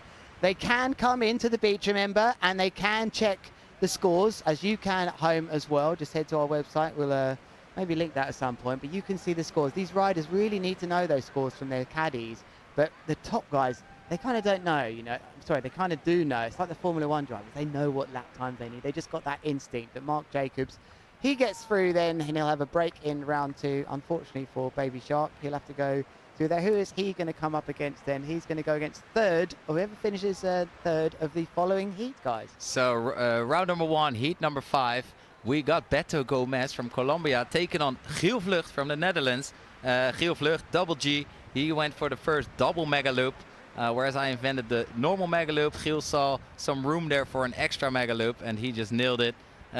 Yeah, making quite a good name for him on the scene, adding some nice S loops to that as well, and just a really all-round great rider. Taking on Luca Cerruti, local boy, also weighing in at 90 kilograms. These guys have been training super hard. I don't know if the scale is off, but these guys are buffed up for this event. Not just training, Beto must have been eating. I didn't think he was 90. He'll eat you alive, mate. Either way, heat is on. New sponsor here, it's Core for Giel Vlucht. So we're interested to see how he'll perform. He'll be up against Luca Cerruti, who's the North rider, and we've got the duotone rider of Beto. Here we go. Not super high here from Luca Cerruti, but it's a good landing anyway, and that's a good score to get on the board. But from the previous heat and scores, we could see that the rider or the judges love the unhooked and the versatility on the jumping on the way in as well. And here Beto Gomez just showing that control, landing it clean after 3 rotations and a contra loop. Oh, good injection of skill there by Beto Gomez, storming onto the King of the Air scene last year, making it all the way to the semi-finals. So incredible to have him back here. As you see there, in the black vest will be Giel Vlucht. In the yellow, Luca Cerruti, another local, one of 3 South Africans that have entered into this year's King of the Air, same group as the year before. So it'll be awesome to have a South African continue to make their way through the rankings. Yes, I am South African, boys. I'm allowed to. We'll continue with that debate and that competition throughout the event. But I got to admit, Ruben, the Dutchies do outnumber us again, as always. You guys have been dominating the King of the Air for many years. As we see Luca Cerruti there, a late back roll contra loop there, board off, not a lot of height, not an aggressive kite angle. I don't think that'll score even in the 5 pointers. It'll be interesting. But Giel Vlucht, the Viking from Tarifa, oh, he wanted it, but kicker just didn't shape up there for him, Lewis. And you can see the harbor of Cape Town in the background there with the massive cranes and the city. Nice spot, Ruben. Yeah, that's definitely what we're looking at. Cheers, mate. And that beautiful 7th wonder of the world, the Table Mountain, obviously looking different every moment of the day, just how the light shines on it, how the wind blows against it. Absolutely stunning backdrop for this beautiful competition. And thanks again for tuning in to the Redbull King of the Air 2023. Sorry, Ruben, that was a bit harsh. Just in these little breaks where the riders, the wind has dropped a bit, of course we can point out where we are. Some seagulls flying through the shot here, but they're flying too easily to me into the wind. It indicates that the wind isn't quite up, but lots of acceleration from Giel Vlucht, who's going to open his account. Perfect takeoff, back roll, mega loop, into the board off, into another back roll as well. What a clean landing. He's going to be happy with that, boys. He'll be stoked with that. That was really aggressive. That was, if we can get a replay of that, that'll be absolutely amazing. Giel Vlucht already living up to expectations after arguably the most epic heat last year in the quarterfinals against Liam Whaley. Luca Cerruti there. Back loop, board off, contra loop, not a lot of height. He's had a great performance throughout the year. I've seen 2nd place finish at the full power Tarifa next to Jeremy Berlando. So Luca also just rising through the ranks, but he's just going to have to get that extra height because we can see that the other riders are able to do it. 100%. And what makes the riders go high, sometimes yes, sometimes no, is actually the amount of power they can get into it. The wind is invisible, so you really have to feel that gust. And there we see the replay of Giel Vlucht with the mega loop, late back roll, board off, and an added rotation, stomping it so clean. Nice replay there. So it's a triple back roll. Look at these waves then. So they're not ideal. He's probably going to tack a board here and turn around. But for Giel, what I'm impressed with there, that's a new board. He couldn't have been riding that long. He took that takeoff absolutely perfect. Takeoff is everything for these riders. They get that wrong, you can forget about it, as we see a nice contra loop with a front roll and a board off as well. He's in the groove here, Hill. So yeah, if the riders want to get high, they really need to time this wave correct and feel the wind and hope that the strongest gust is there. And yeah, that they catch the steepest of the wave. So the riders might have a little bit of different technique because it can be quite tricky to pinpoint that kicker, that wave down at the exact right moment. Or if it just closes on you. Or like that, sensible to jump over that, or you end up with a leg breaker. But yeah, Hill going into first place, expecting that score to drop just there. But it's still close, there's not loads in it. Nearly 2 points, is starting to separate. But Hill, look at the acceleration. He's on a 9-meter kite here.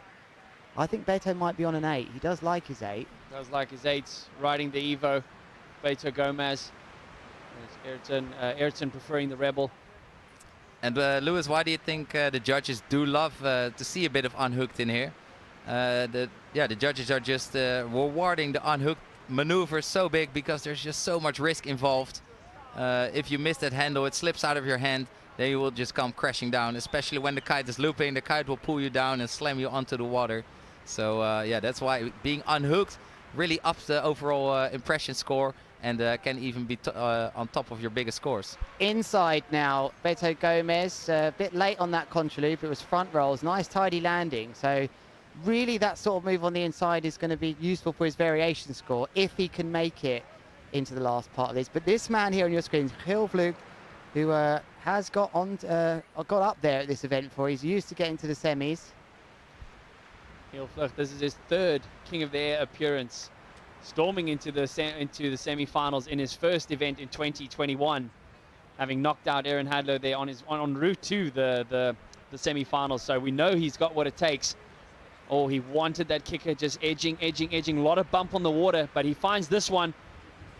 Front roll, boogie loop, double rotations into the boogie loop there. No board off this time. That'll just slowly start ticking over. I don't know if he'll replace that 4.68. This year we can see the judges being really strict on the scores as well. Lewis, maybe something to comment about.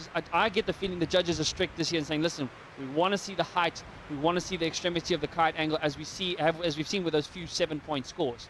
Yeah, they're pretty much saying, look, if it's not extreme and the kite is at a crucial point, we're going to give you 4s. So it's not super powerful. But Hill on it for me, look at the speed he's riding with. You've got to ride with speed out here. In case another great takeoff for him. What a timing that was. Double front roll, mega loop with the board off. Nice and controlled. He looks strong to get through to the 3rd round, guys.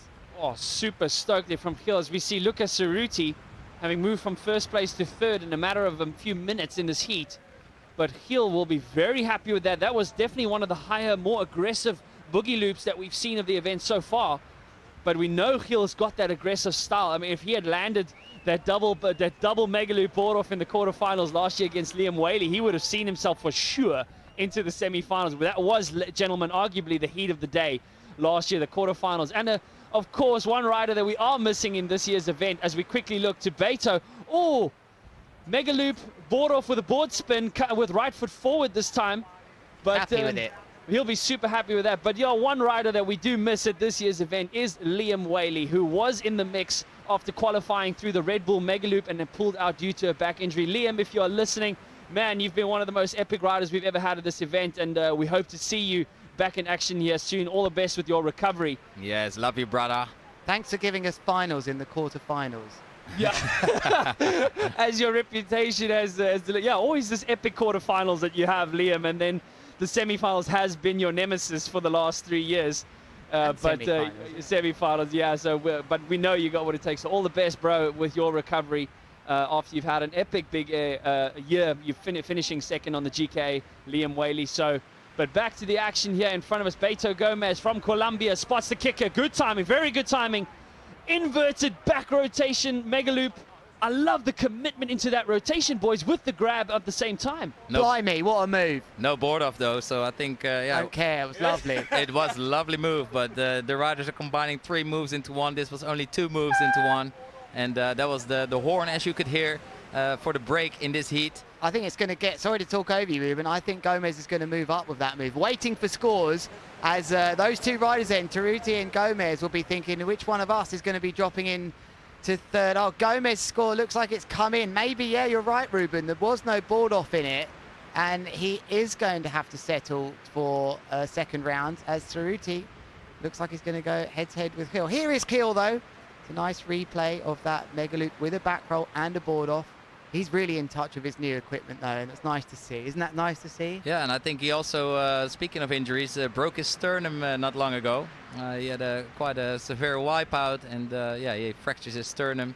And yeah, he just continued riding as well. And so Beto Gomez unfortunately flagged out. However, just a reminder that this is a no risk or a lesser risk round, if I could put it this way. But I do see the blue flag down. So yeah, there was a color mistake there, but no stress. Beto Gomez unfortunately flagged out and will have to fight his way through round number 2. But here we have 4 minutes now for Giel Vlucht and Lucas Cerruti to fight it out amongst each other to see who has the privilege of moving straight through into round number 3. A reminder, Lucas Cerruti in the yellow vest. He wanted the shallow kicker. Oftentimes we've seen the shallow kickers produce maybe even more desirable results. Lining up for him, and is it just closing on him? I don't know if we'll he never know. We'll never if we can get a replay, I'm pretty sure the boys will have a replay for us there of Lucas Cerruti as we see the Viking. Considering the conditions that are, we do hope for more winds to come pulling through. Oftentimes when we have these lulls on the inside, it usually means that the wind is starting to push through more and more. It has been a rather, how should I say, a bit of a lull in the forecast as we are now in the 5th day of the waiting period of the King of the Air. Hungrily and anxiously waiting for this wind as we see the Viking take off. But that's a very good point there, Colin. Yeah. We have a waiting period in place to have this event take place with the best conditions to see the best riders in the world take each other on. And here some nice kickers are rolling in today. So exactly in the 5th day of the waiting period. And we're on the way with round number 1 already, seeing some phenomenal action. And the spectators are at their edge of the seat or with their bums in the sand, watching all this epic inverted action live. This was the move, I think, that we missed. I like these additional grabs there, and he was stoked with it. He's connected there, so unfortunately we didn't bring it to you live, but we've shown you the replay, and that is why he's edging this one by 6.6 almost here. He's doing all right here, is Cerruti, but who's got the variation score coming in? So a close one here in heat number 5, round 1. Giel Vlucht now. We look back to him. He hasn't connected there. 1 foot come flying out the board. It's always a devastating feeling, isn't it, guys? He's got rid. He's got rid of that. For a second, I thought he'd be doing a Nick Jacobson there, but no, Nick never lost his board that way. And yeah, that is the thing what can happen. He just hit a bit of whitewash on the takeoff. Like, not every takeoff can be perfect. So yeah, sometimes you have to take a gamble. And now, yeah, he got caught up on the whitewash and causing his foot to swing out of the foot strap and losing his board. I think he could have kept the board on, but I think his other foot wasn't in nicely. To avoid injury, he just decided to get rid of all of it. So 1 minute 30 seconds remain here. That's 90 seconds to those mathematicians out there. It's Giel Vlucht who's currently in 2nd, but this is much closer than that. It is a very, very close heat between these riders. Less than half a point really separating them, and a variation score to come in. So this time now, 3 top scores, 3 top maneuvers from each of these riders will count to the eventual score out of 40, because it's 4 scores total. Lucas Cerruti stalling on the contra loop board off there, holding a nice added front rotation on the way down. Ruben, you like that? I can see it just pipe out every time it comes through. Definitely steezed out, and yeah, you can just see the control Lucas Cerruti has throughout that contra loop. One of his favorite moves. And to rotate, the guys are actually stretching out their legs, pulling in their arm, holding the board close and tight so they can spin like 2-3 times really fast. We're calling that the tornado, as we almost get dizzy and lose count during those moves. So less than 30 seconds here to the end of heat number 5. There's the total amount of tricks and scores for each one that Giel Vlucht has done so far in this heat, as we see him head back out to sea. And considering his size and still very new on his new kites, he said that he would have preferred to have an extra month still to train on this new equipment, but it looks like he's been doing it all day long. Beggars can't be choosers. And there, we've got a slight delay on our timer there, but that looks like it was on the buzzer. Right foot forwards, interestingly, for Lucas Cerruti. Very sensible riding, trying to up his variation score. It was 0.54 that we was missing on there. So who's going to take it? It's all about variation. But here are the earlier moments in this heat with Beto Gomez on the inside, a bit of a crash, him connecting nicely with Kilvlud, and that was really the story of the heat, with how well he was taking off, Ruben. Exactly, a master at taking off and timing these waves, and that's what it takes to take it to the sky, all controlled like Beto Gomez here with a triple front roll contra loop board off. Very, very nice. And here, oh, Kilvlud just getting caught up on that wave, decreasing his height in this jump, but still landing controlled. And this is something the riders have to adapt to really quickly, because the wind can have a little lull in it. You can get a strong gust. The whitewash at the takeoff can throw you off balance. There's just so many things to take into consideration to pull off a proper move, Lewis. Well, there is the famous cable car, which you can take all the way. I'm allowed to talk about scenery now, Ruben, because it's all I've got. Okay, there it is to the right-hand side of Table Mountain as we pan out. There'll be people going up there on the cable car today, and coming into view shortly will be the beautiful city. To the right-hand side is Lion's Head. To the left-hand side is Devil's Peak. Great beer, that one. What is your record hiking up Table Mountain? What is my record hiking? Well, actually, I don't really do hiking. I run. Oh, just football and golf, yeah? That's Football, golf, any sport. Yeah. If you go back to my school with the trophies, it's all my family names on there. Nice hiking. I think the guys are doing it well. Colin, you might have some good insights in some speed runs up Table Mountain. Yeah, we've done it a couple times, especially Lion's Head. Much easier to do, but I think it's just another example of the shots that you are seeing on your screen here. The Cape Town is not only one of the most ideal locations for kiteboarding, but also one of the best tourist destinations in the world. It is one of the, I believe a stat from a couple of years ago was the second highest revisited tourist destination in the world, next to Barcelona. So that tells you so much about this incredible city. If you're watching from around the world, make sure you get down here. But look at this difference with what I think could be considered another shock upset, considering that Luca had a bit of a slow start to this heat. 21.39 as opposed to 21.15. We have another South African in round 3, lads. Ooh, and here we go with heat number 6 of the first round of the Red Bull King of the Air. Thank you guys so much for tuning in. You'll be watching Lorenzo Casati defending his title against Timo Boersema and Stijn Mul. Both Dutchies, both know how to throw double loops, board offs. They got it all. But Lorenzo Casati, he is a master on the kite and will show us some phenomenal moves. The Italian, will he defend his title, Lewis? I don't know. I'm not sure. We're all waiting to see how he's performing on his new equipment here, which I believe is Harlem, Ruben. So that will be exciting. But as things go, we move on to another heat. It's the final heat of round number 1. Oh, that's a devastator. And he's had to let go of the bar. He'll sheet the bar out, trying not to end up too far downwind. But unfortunately, therefore, Thibaut, it's going to count as a 0, that I'm pretty certain, Ruben. Exactly. And like you say, he's sheeting the bar out. So pushing the bar away, decreasing the power in the kite. When the riders pull the bar in, that actually powers them up and sends them to the sky. So when you hang on to a kite, if you're scared of the power, just push the bar away to depower. He's currently in first, Lorenzo, but so are all 3 riders as they've all done nothing. Nice stat, thanks guys. Here's Stijn Mul though. I do like a stat, actually that was a good stat. You deserve a statue. Mega loop with a board off for Stijn Mul. I've been impressed with this rider over the last few years. He got that podium at the Lords of Tram, and he's really shown that he deserves to be up there in these big events. Very good rider and consistent. But this is Casati, last year's champion. Opening up his first trick on the board, stomping it on his new Harlem kite. Nice landing that.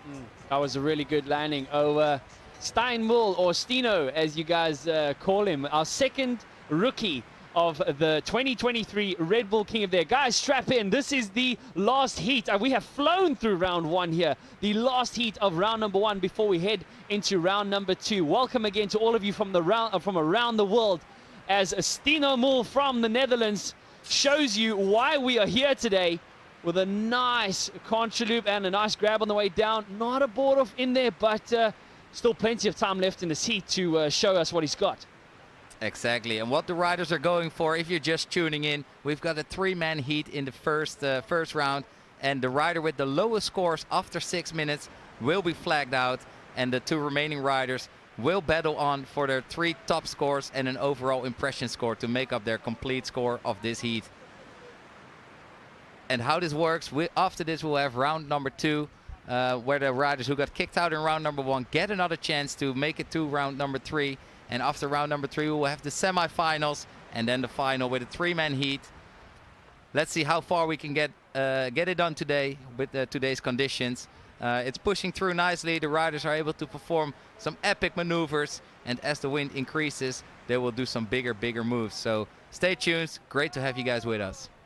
Stino Mull, also no stranger, having performed really well at the GKA Tarifa. So again, as with what we saw last year with 8 rookies, unlike in the years before, those rookies were highly experienced big air riders. So the amount of years that you've participated in King of the Air seems to make very little difference, as we saw 3 rookies from last year storm all the way onto the podium.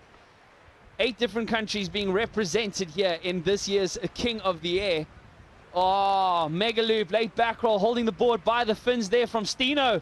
Landing it cleanly. What a shot there from the drone. It'll be epic to get a replay of that.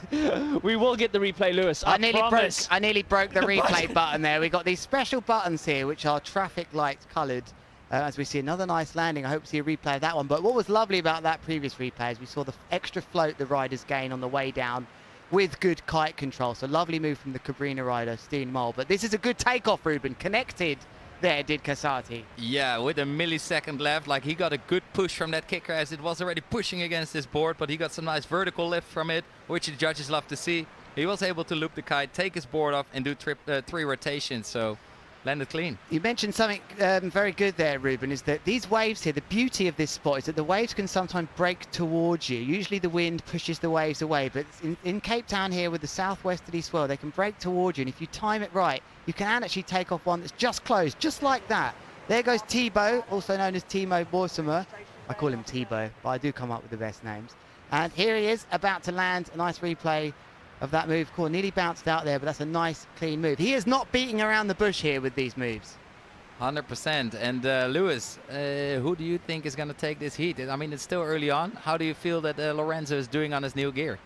I feel like he's doing very well. I think he obviously hasn't had that much time to prepare, but he's just getting nice contact, and that was a nice mega loop by the fin board off. That's very difficult to do that from Steen, the Cabrina rider, but I think Casati's going to have what it takes here to get through. Well, we saw Casati last year. If you look at the stats of his performance last year, was absolutely incredible. A total of 16 tricks that he performed above the 8-point mark. And the second place was Liam with only 6. So Lorenzo Casati showing us last year able to score 3 times higher the amount of 8-point tricks, which just showed his consistency from round 1 all the way through to the final. So if he can tap into that rhythm that he had last year, he's definitely going to be not just in strong contention for the podium, but in strong contention for the title. As you see here, oh, that kicker just a great shot there from the drone, just showing us how that kicker just flattened out there for Timo. I just don't think he had the power either there, but he's making this work here, Lorenzo. The riders aren't super powered now, as that's why it's reflecting in their scores. Nothing really higher than a high 5 here. It's hard for the riders to get the height now, Ruben. They're having to work this heat. 100%. I mean, we're all wishing for more and more wind. It's never enough, and yeah, the more wind, the higher we can go. And yeah, let's see how far we can get through with the event today. These early rounds are really tough to be in now. I can talk from experience. You guys have been here as well. These early rounds often started in lighter wind, and if it's not your thing, it's absolutely devastating to be sent out there when it's 25 knots, a little bit more. You want to be on your 8s and going massive like you do in training all the time, but actually the best riders train for this these days. Very nice takeoff here by Timo Boersema. Unfortunately not getting his board off, but doing 3 rotations and a contra loop, but getting hung up there on the landing. So no scores for Timo, because when you crash your move, there will be no scores. When you do a little butt check, the judges might deduct some scores. A little hand tap is all right, I believe, there, Lewis. But yeah, we rather want to see clean landings, and what a shot there from the drone. What a shot Mega from loop, the drone. Mega loop, board off from the fin with that nice back roll teased out. It just made me feel like I was out there. Yeah. Well, you were just out there. I am still here. Whoa. No, we're feeling the rhythm all the way there. I'll tap into it from your side, Lewis. But Lorenzo Casati here with a minute left in the first 8 minutes of this heat before one of these riders is flagged out. Again, a warm and windy welcome to all of you from around the world tuning in here with us live at the 2023 Red Bull King of the Air. I'm Colin Heckriter. With me in the booth, Lewis Crathen and Ruben Lenton. In the OB van, who will be joining us later, is Sam Light as well. As we see our rookie, Mega Loop late back roll, taking the board off by the tail and sticking it clear. Oh, wow. That is one of the most impressive so far. Look at the horizontal distance that he got there, Ruben. Very well controlled there by Stino from the SpaceX kitesurfing team. And yeah, he did a proper move. Let's see if he can overtake Lorenzo Casati, but I doubt it. There's still the overall impression score coming on. Are any of these guys unhooking? Not yet. Have you seen these guys unhook before? No, but they told me they could. They don't have it on film. I don't know. I don't know. Definitely don't believe them. No, I actually know he can for sure. He's got that in. I reckon they can. I don't know, but they're going to have to wait because these scores coming in now as we're going to end up in a bit of a break here. Who's going to be in third? I think it's going to be Timo, unfortunately. For him, the Nash rider not doing enough, I think, to make his way into the second part of that heat, and he will go, I think, into round 2. And who is he going to come up against? He's going to be third of 6. It's going to be with ooh, toughie. That's a very tough heat. It's actually quite sad to see these names in round number 2. Well, Lewis, you're making me question my previous position on round number 2. But there you can see Timo Bushima in the black vest. There his corresponding flag on the beach. Our flagman lowering his flag. Again, a reminder, this is a no-risk round. Each of these riders will be competing again. And the debate is still on over whether it's better to head through to round 3 or fight your way back. But with so much talent now in the King of the Air, with 14 of these, 14 of the 15 top air big air riders on the GKA competing here. It's not a debate. It's not a debate. I'm the local here. All right, so I'll give myself and the Dutchies some space. But it's interesting to see them getting some intel from their caddies to see which moves actually score well. Each event, it is kind of seeing what the judges really love, you know, what are they rewarding, what are the best scoring maneuvers, and what do the riders have to change up. So really great intel from the caddies as they go on the way for the last 4 minutes to make up the 3 biggest scores in this heat. Lorenzo, wow, bit delayed off the kicker there, but just a very casual board off Mega Loop there, but 2 rotations on the bit. And I love how many guys off the fin. I love. Yes, I was just gonna say first tic tac. I think clean tic tac, legs extended, just showing all the control. But I love the way these guys are grabbing the board by the tail. Can we look? It was the nose. Yeah, press the replay. Yeah, tail. Yeah, maybe we can look at a replay from Lorenzo's move there. As here's Tino doing some nice strategy, on also the inside, jumping to the inside, to the right, towards the beach. If we can get a replay of the Lorenzo Casati one, that will be beautiful, so we can analyze the tic-tac a little more in depth. Ruben, talk me through the tic-tac and what it actually means. So the tic-tac is grabbing the board by the fin, so by the nose or the tail, or whether you do it with your front hand or your back hand, and then flicking the board around and grabbing it by the handle and then putting it back on your feet. So actually it is kind of a board flip, a board spin, but we call it a tic-tac. And let's remind you that the handle is in the center of the board, so we're grabbing the nose of the board, all the tails to the very end of the board and whipping it round. It's the sort of move that you can practice in your bedroom. 100%. I've been whipping boards around for days. So here, Ruben, talk us quickly through it. So there he grabs it by the nose and then spins it around 180 degrees, grabbing it by the handle. You are dead right. Grabbing it by the nose and then grabbing it by the handle, flipping it around. That is known as a tic-tac. Ladies and gentlemen, not a tactic, a tic-tac. So don't get the too confused. Seeing that we don't want to take away from Ruben's tactic. I've got it on video too. You got that one on video, yeah. Lewis. We'll send it to you straight on Instagram. Exactly. Rewind. Rewind on the way down. I think, is that the first? No, second rewind that we've seen of the day. But what does it mean? What does it mean? A rewind? What does a rewind mean? A rewind is when you play the video backwards. That's the way I understand it.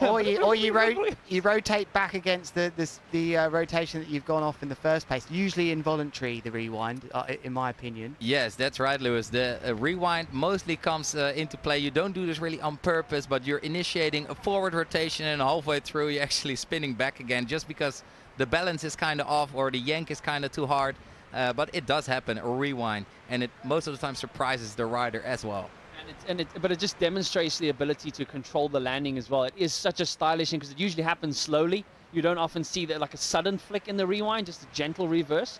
Always appreciated that, the style that it adds to the maneuver and the ability to come out of an awkward situation and still land it. It's a bit like driving around a roundabout and then deciding to drive the other way around, right? Yep. Close, Lewis, close. It's still You early. almost got it. It's still early, but we have less than a minute And to we the see end of this heat. There's a good example of all the scores that Stino has gotten from the heat so far. But it'll be very interesting. But Lorenzo seems to have his spot cemented fairly solidly here, I would say, in the end of heat. Oh, Towards the he's end of heat number unhooking. 6. He's unhooking. Can we see it? Yeah, he's going for a back roll handle pass. I can see it in the distance with an added rotation. Is he going to land it? Oh, that's huge. He did. Oh, if we can get a replay of that. But Lorenzo Casati responding with what looked like a double board flip there. He's got a wave underneath him. What a landing. Oh, what negotiating of the landing there. That was very tricky, but showing us why he is the defending champion. Oh, that'll be amazing if we can get the replay of both of those maneuvers. Oh, and on the buzzer, Lorenzo Casati decides to jump going in as well to hopefully add up to the variety score that here. There we go. It's Stino going into the air unhooked with a back roll handle pass and an added rotation. And I think that's going to do his overall impression score just fine. Let's see what the judges think about that. But that is really going to. Lorenzo was seated firmly in first place, so this will be a very, very good example, ladies and gentlemen, of how the variety score will impact the overall score. So here are some highlights as we have finished with heat number 6. Lorenzo Casati there, the defending champion.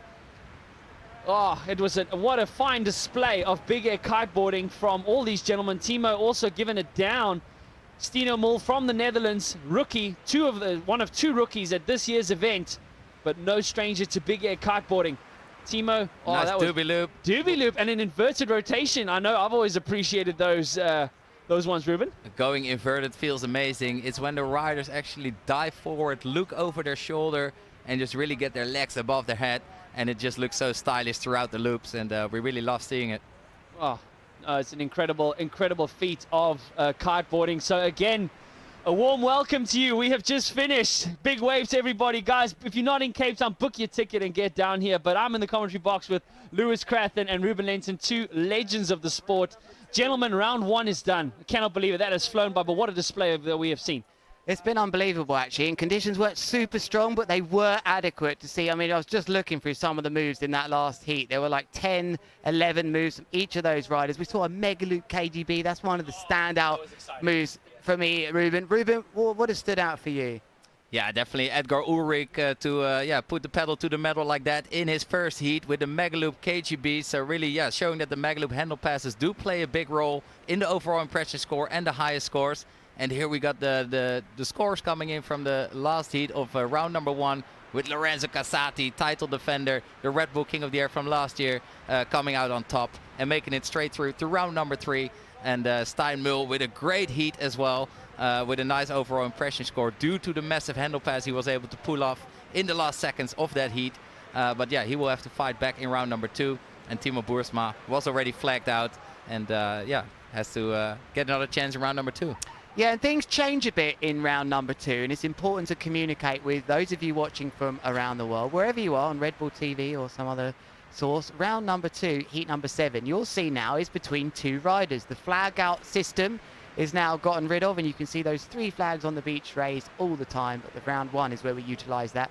Only one of these 2 riders can advance, and it's as simple as that all the way through. So Beto Gomez from Colombia against Josu Pereira, also known as Baby Shark. He's from Brazil. Which one of these riders? God, they're all toughies here in round 2. Do you think these guys want to be there, guys? Really?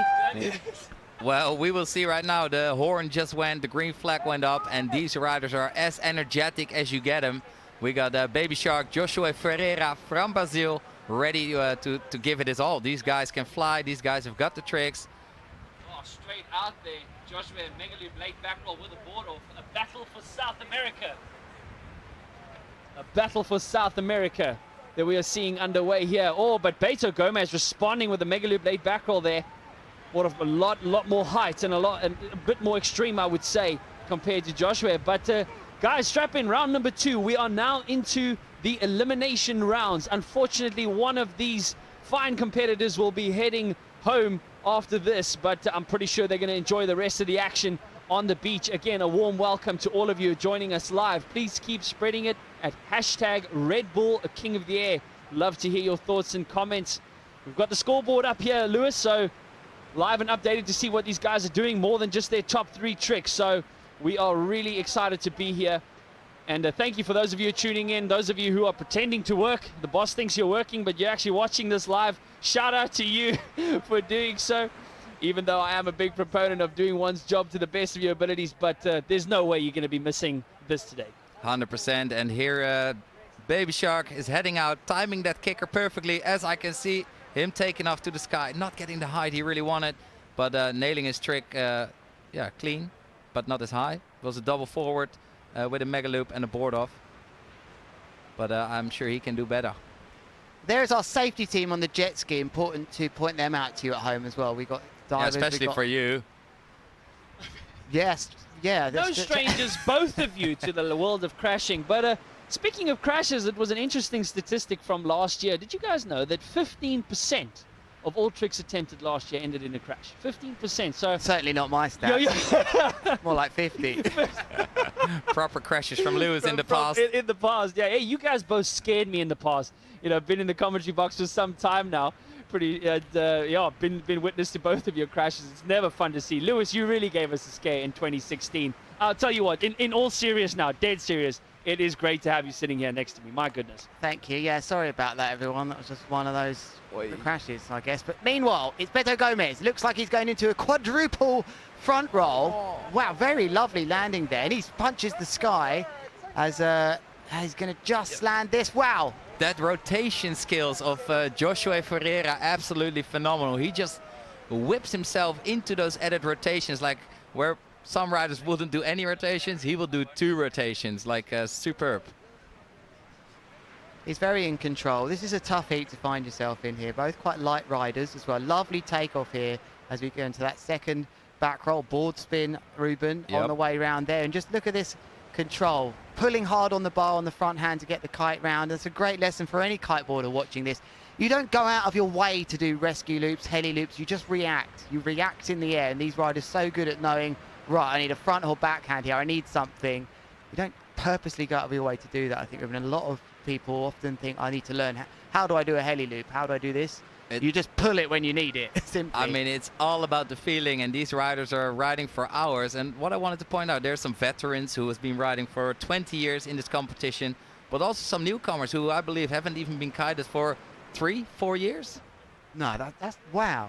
That long, that small time. It's amazing how quick the new generation have adapted to big air kiteboarding. But Jens, on that note, how big of a role does location play in your ability to progress that quickly? 100%. So I mean, so if I'm living in, you know, if I'm kiting in Brazil, if I'm kiting in Spain, if I'm kiting in Cape Town, location, how big of a difference? And what would you say are the top locations to progress rapidly through the sport? Oh, we see a Baby Shark going unhooked, and he's going for that Kung Fu pass with 3 added rotations. And to get back to you there, Colin, on that note, he's from Brazil and known for freestyle, with multiple world champions in freestyle, banging one straight out there, unhooked. Very easy for him. I'm not sure about Beto Gomez if he's into the unhooked, but of course, if you live somewhere where it's really strong wind every day, it's no surprise we see so many riders coming from the Netherlands, coming from South Africa. Not loads coming from the UK, but they do come from there, I promise. France also, Spain, where you get the strong winds in Tarifa. It really does help to live and be in those places where you've grown up all your life surrounded by strong wind conditions. 100%. I mean, the conditions, the weather conditions are different all over the world. In Brazil, it's like a hairdryer. It's just a warm, steady, comfortable wind. A place very great for training all your technical skills, but you can only jump up until 20 meters there. Whereas here in Cape Town, with the dense wind, much more powerful. And yeah, Beto just losing his board throughout that trick there, unfortunately. But the first time I came to Cape Town in 2005, I couldn't do any of my tricks just because the wind is so powerful, so dense, and it's just a different ball game here than, for example, in Brazil. There is a great shot on the lower part of your screen. Sorry, Ruben, to jump in, of the overall impression score, the live impression score. It's giving you an idea of who has the most impression at the moment in terms of that variety. Joshua Ferreira having the slight edge on Beto Gomez at the moment. Yeah, you see that blue dip there. That would be because of that big crash from Beto. Had a bad impression on the judges. I love crashes. I would give it great impressions. It just keeps the excitement levels high. Well, thankfully, we don't have you in the judging booth. But here is Jose Ferreira heading out left foot forwards. He's in control of this one right now for me. But Beto doesn't have a third trick score. That could change things. Here we go. Not the takeoff he was hoping for. He didn't feel the power. and taking quite a hard landing on that chop. Let me guess, a 10, Ruben. Joshua Ferreira, I can't remember what it was, mate. the youngest competitor in this year's King of the Air event at the age of 17. James Overbeek, also 17 years old, but Joshua edging him out by about 4 months with his birthday in April. So the youngsters are coming onto the scene. Lewis, you mentioned a cool stat last year. 2021, we saw an average age of 28.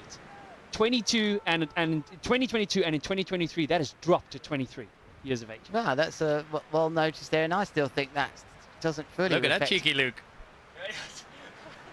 I'm liking the performance from what I'm seeing from the beach here. Spectators piling in. Great shots again. Hats off to our production team as we see Joshua stalling there, grabbing the board by the tail.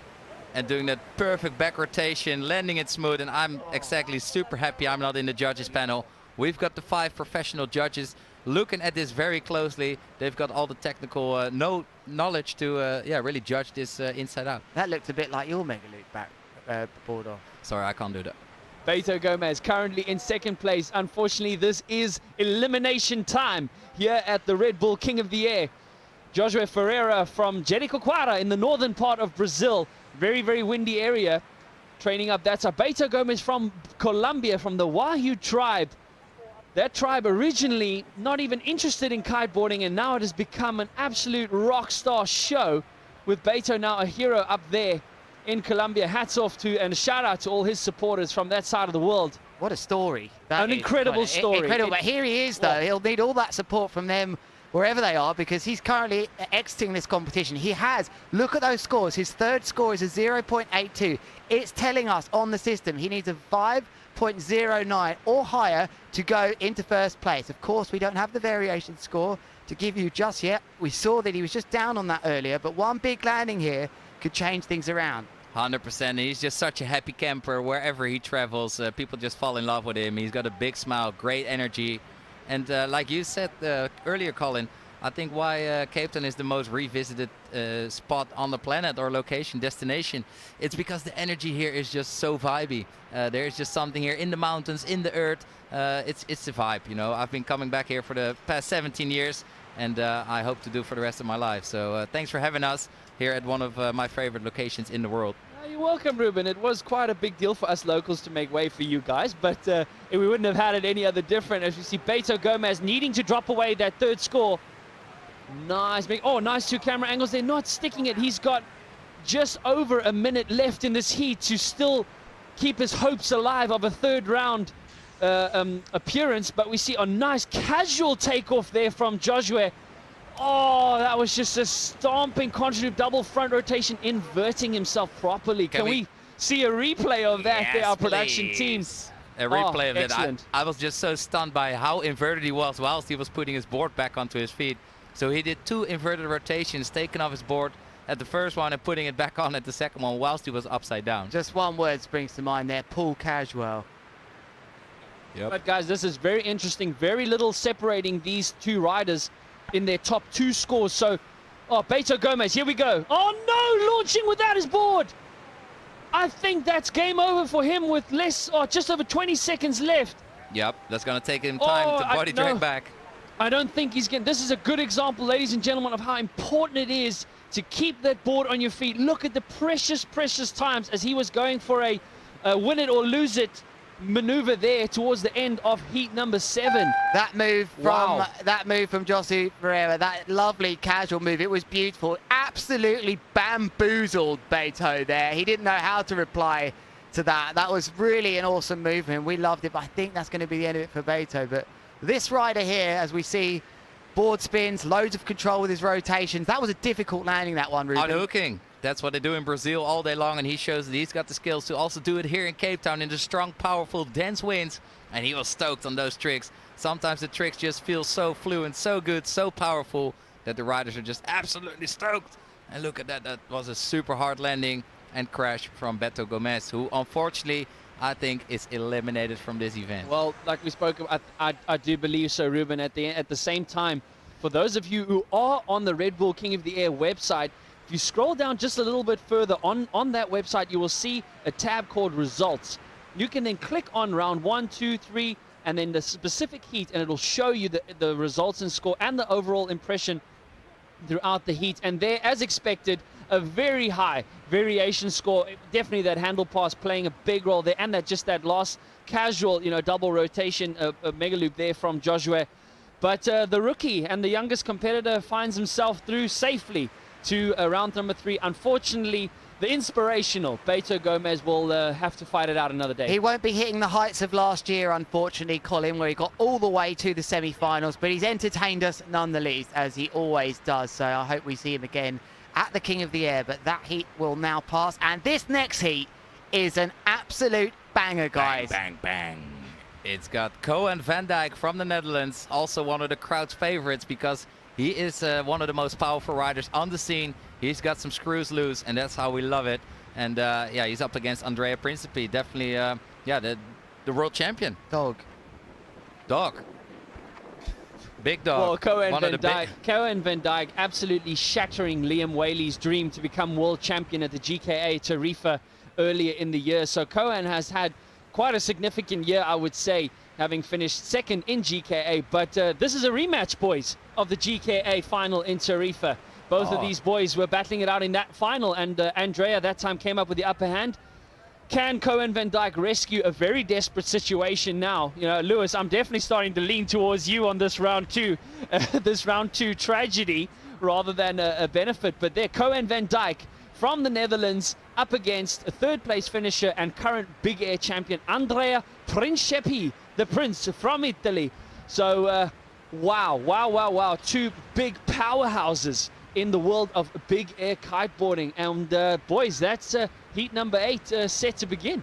100%. We are leading right into that as the green flag goes up and the riders are sliding into the water, ready to take it to the skies, ready to look far ahead, maintain their speed by hopping over the waves, and then picking out the best kicker like the Andrea Principi is doing here with a nice double front roll. Contraloop board off. Oh, unfortunately crashing. He nearly took it though. Can you believe that? It looked so like he was never going to land that, but that extra little lift he got at the end, he didn't get. So will that be a bit of a nervous Andrea Principi, who will dream of winning this event? We've seen so many bits of content about him, always dreaming of this event, and really it's the only one he needs to win now. He's won pretty much all the other big air events in kiteboarding. Nobody else has done that, but he's got to go against this man, Van Dijk, who is an absolute master of big air kiteboarding. One of my favorite riders to watch. He's aggressive, and that is a lovely opening move there. Wow, that is a beautiful opening move there. Guys, we are in elimination time. It's starting to get desperate at the world's biggest and most prestigious big air kiteboarding event. Thank you for joining us live here at Kite Beach, the kitesurfing mecca of the world. Once again, I'm Colin Heckred, and with me in the commentary box, 16 King of the Air appearances between you two boys. Huh? It's an honor, gents. It is an honor. You too. How many have you been commentating? It's great to be sitting here with you. Commentating, this is my 10th year. 10th year commentating at the King of the Air. So a big shout out to the team for 10 incredible years. Koen van Dijk grabbing the board in the middle by the handle and board spin on the way down. Oh, he's epic. What? He's up for it, Rubes. Replay of that. That'll be amazing. Oh, this is desperate. 2 of the best big air riders. What a stomp. Oh, it's so sad that one of these guys has got to go home, boys. How much do you think the flips, spins and tic-tacs really impressed the judges throughout all that's happening already? So, interesting conversation with the head judge this morning. He said, if you're going to do those tic-tacs, board spins in the middle of the mega loop, in the middle of the loop, as the loop gets to its most powerful point. But here we go. Perfect takeoff from Koen van Dijk. Backhand yanking on the bar. Oh, throughout, board was off through the apex of the rotation. This is going to be high into the 6s. I don't think he got the world's biggest amount of height, as we still see the wind filling into the left of your screen there. This famous southeasterly, Ruben, as you mentioned, called the Cape Doctor. But, oh, Koen, what a start. It is a 10-minute heat here in round number 2. Connected. No flag out system, and look at the height and control that Andrea Principi That needed to go on there. That needed to go on there for the current big air world champion, because he is getting it right now from Koen van Dijk. I almost wanted to say this would be one of the biggest upsets since the Netherlands beat Luxembourg. And there he goes again. But it won't be, because he's so good, is Koen van Dijk. I think uncharacteristically, Andrea losing his board there on that contraloop board off. Oh, because the head judge, because he was tic-tacking his board in the critical moment of his trick, and unfortunately he got pulled away and wasn't able to grab it. But also Koen van Dijk bombing out on his trick. And remember, this is all about the 3 highest scoring tricks that they will have to put on the board accompanied by a 4th overall impression score. Rodeo, first rodeo there with the Mega Loop. Nice height as well. He's looking good here now. Principi's just banged 3 moves in to this heat very quickly, but I wonder which one of these is going to be tempted to unhook. I think we're going to get this down to the wire, and I'm going to say I think the impression score is going to be what decides it. But these two haven't had absolutely dream heats so far, but they're starting to put the big moves together. And it looks like the win might be up a little bit. Those have been bigger moves. They're into the 6s. 6.62 that move from Principi. That might even be one of the highest moves scored so far in this year's event. But we've got a great heat on now. Strap yourselves in at home now. Go get some beers, or non-alcoholic ones if you choose. This is going to be epic. But yeah, you're right. And these are 2 of the best riders we have on the fleet, and they are finding themselves in the losers round, in round number 2. So one of these guys is going to end up crying today. Big shake-up already here at this year's King of the Air. 2 rookies from last year, Cohen van Dijk being knocked out by Lorenzo Casati in the semi-finals. But again, just last year's semi-finals, five of the 6 semi-finalists were rookies at the event, so just storming in. But unbelievable action we've seen unfold. But we're going to drop down now to the beach for our first interview with Lorenzo Casati. Take it away, boys. Lorenzo Casati, the defending champ, just winning his first round, through to round 3. How are you feeling? Yeah, man, super good. Just finished my heat, and I know that I just won it, and man, super happy. It's super good to come back here in King of the Air and compete. So just hope to do my first heat now and win, bro. We see you on some new gear this year. How's that new kite treating you? Yeah, bro, I changed sponsor. Now I'm with Harlem, and man, the kite is super good, and I can do all my trick and going really big. So I really love it, bro, and I really get a nice feeling with the kite, you know. Fantastic. All the best for round 3, man. Thank you so much, bro. Let's go. Oh, Lorenzo Casati. But to jump quickly from that interview, did you guys see what took place through that window there? Yeah, I have no idea what that was, but he did something unhooked with a loop and a handle pass. So I think it was a contra loop board, contra loop handle pass. He was unhooked with the Mega Loop. The last person we ever saw do that at the King of the Air was Jesse Richmond.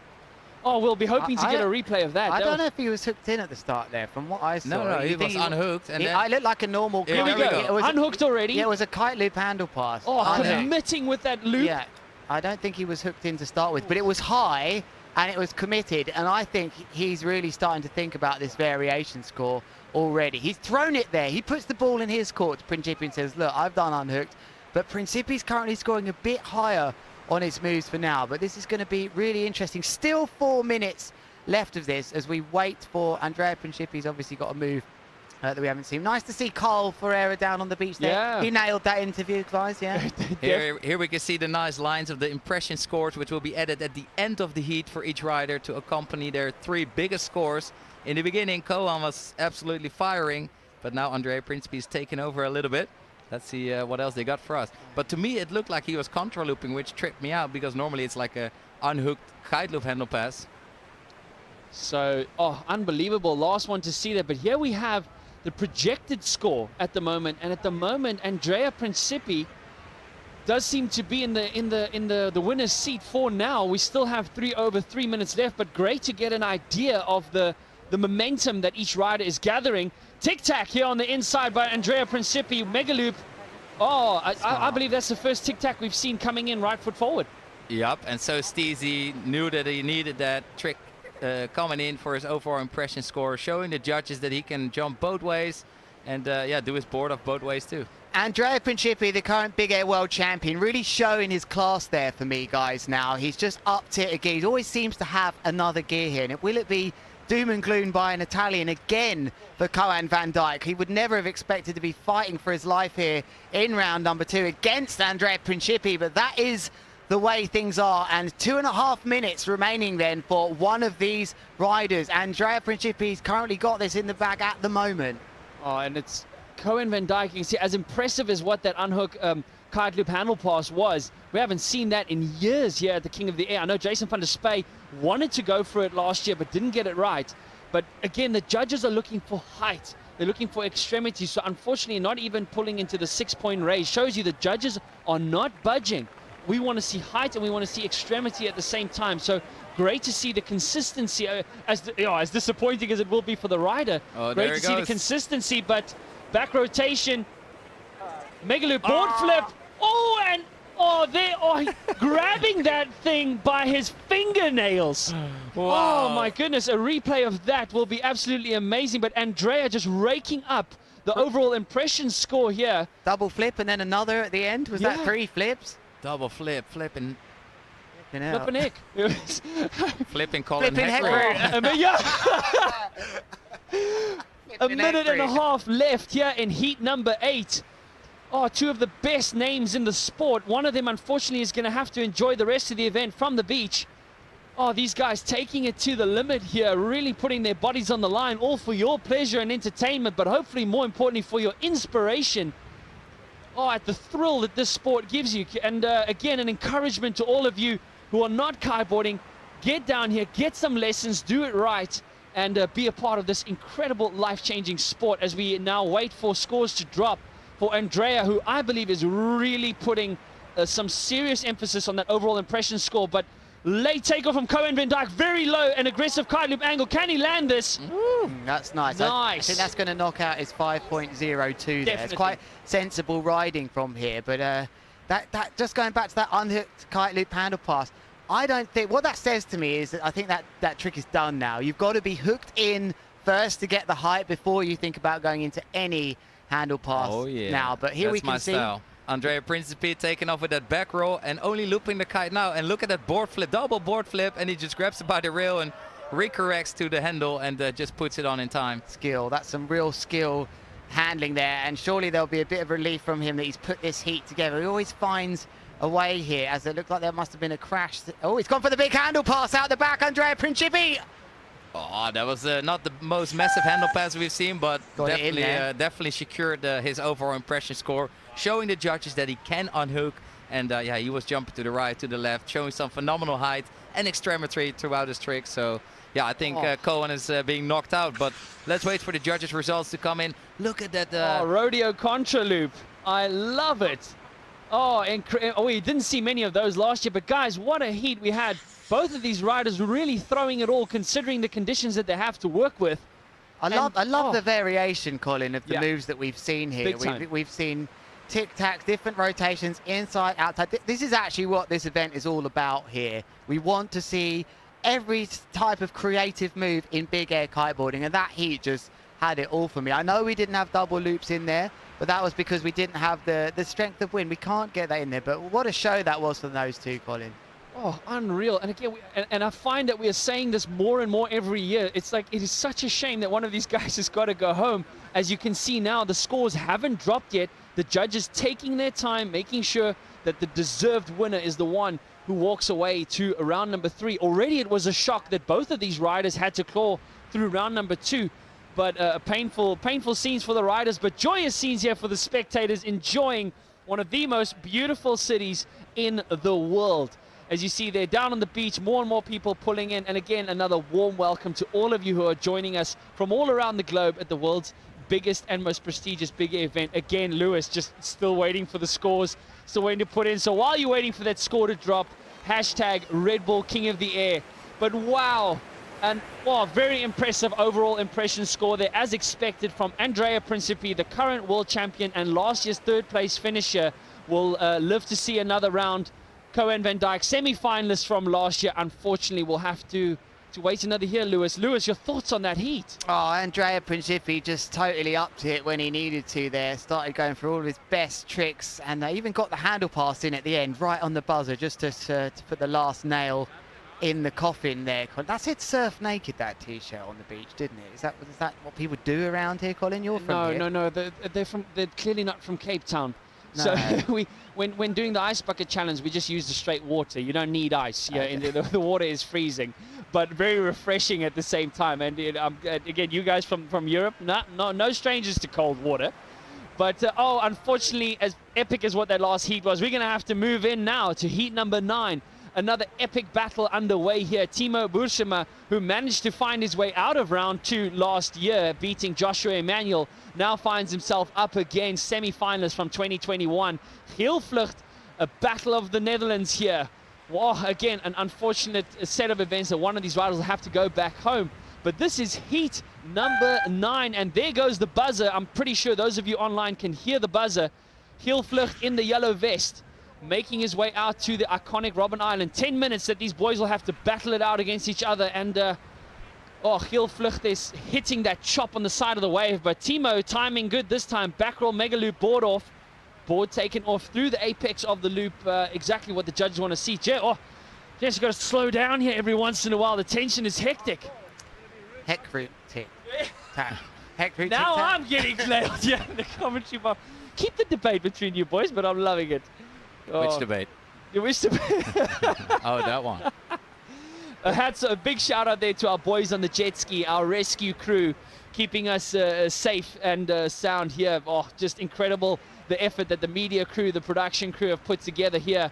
As we see Giel leaning into that rail, not catching it nicely. Wind just lulling on them there for a second.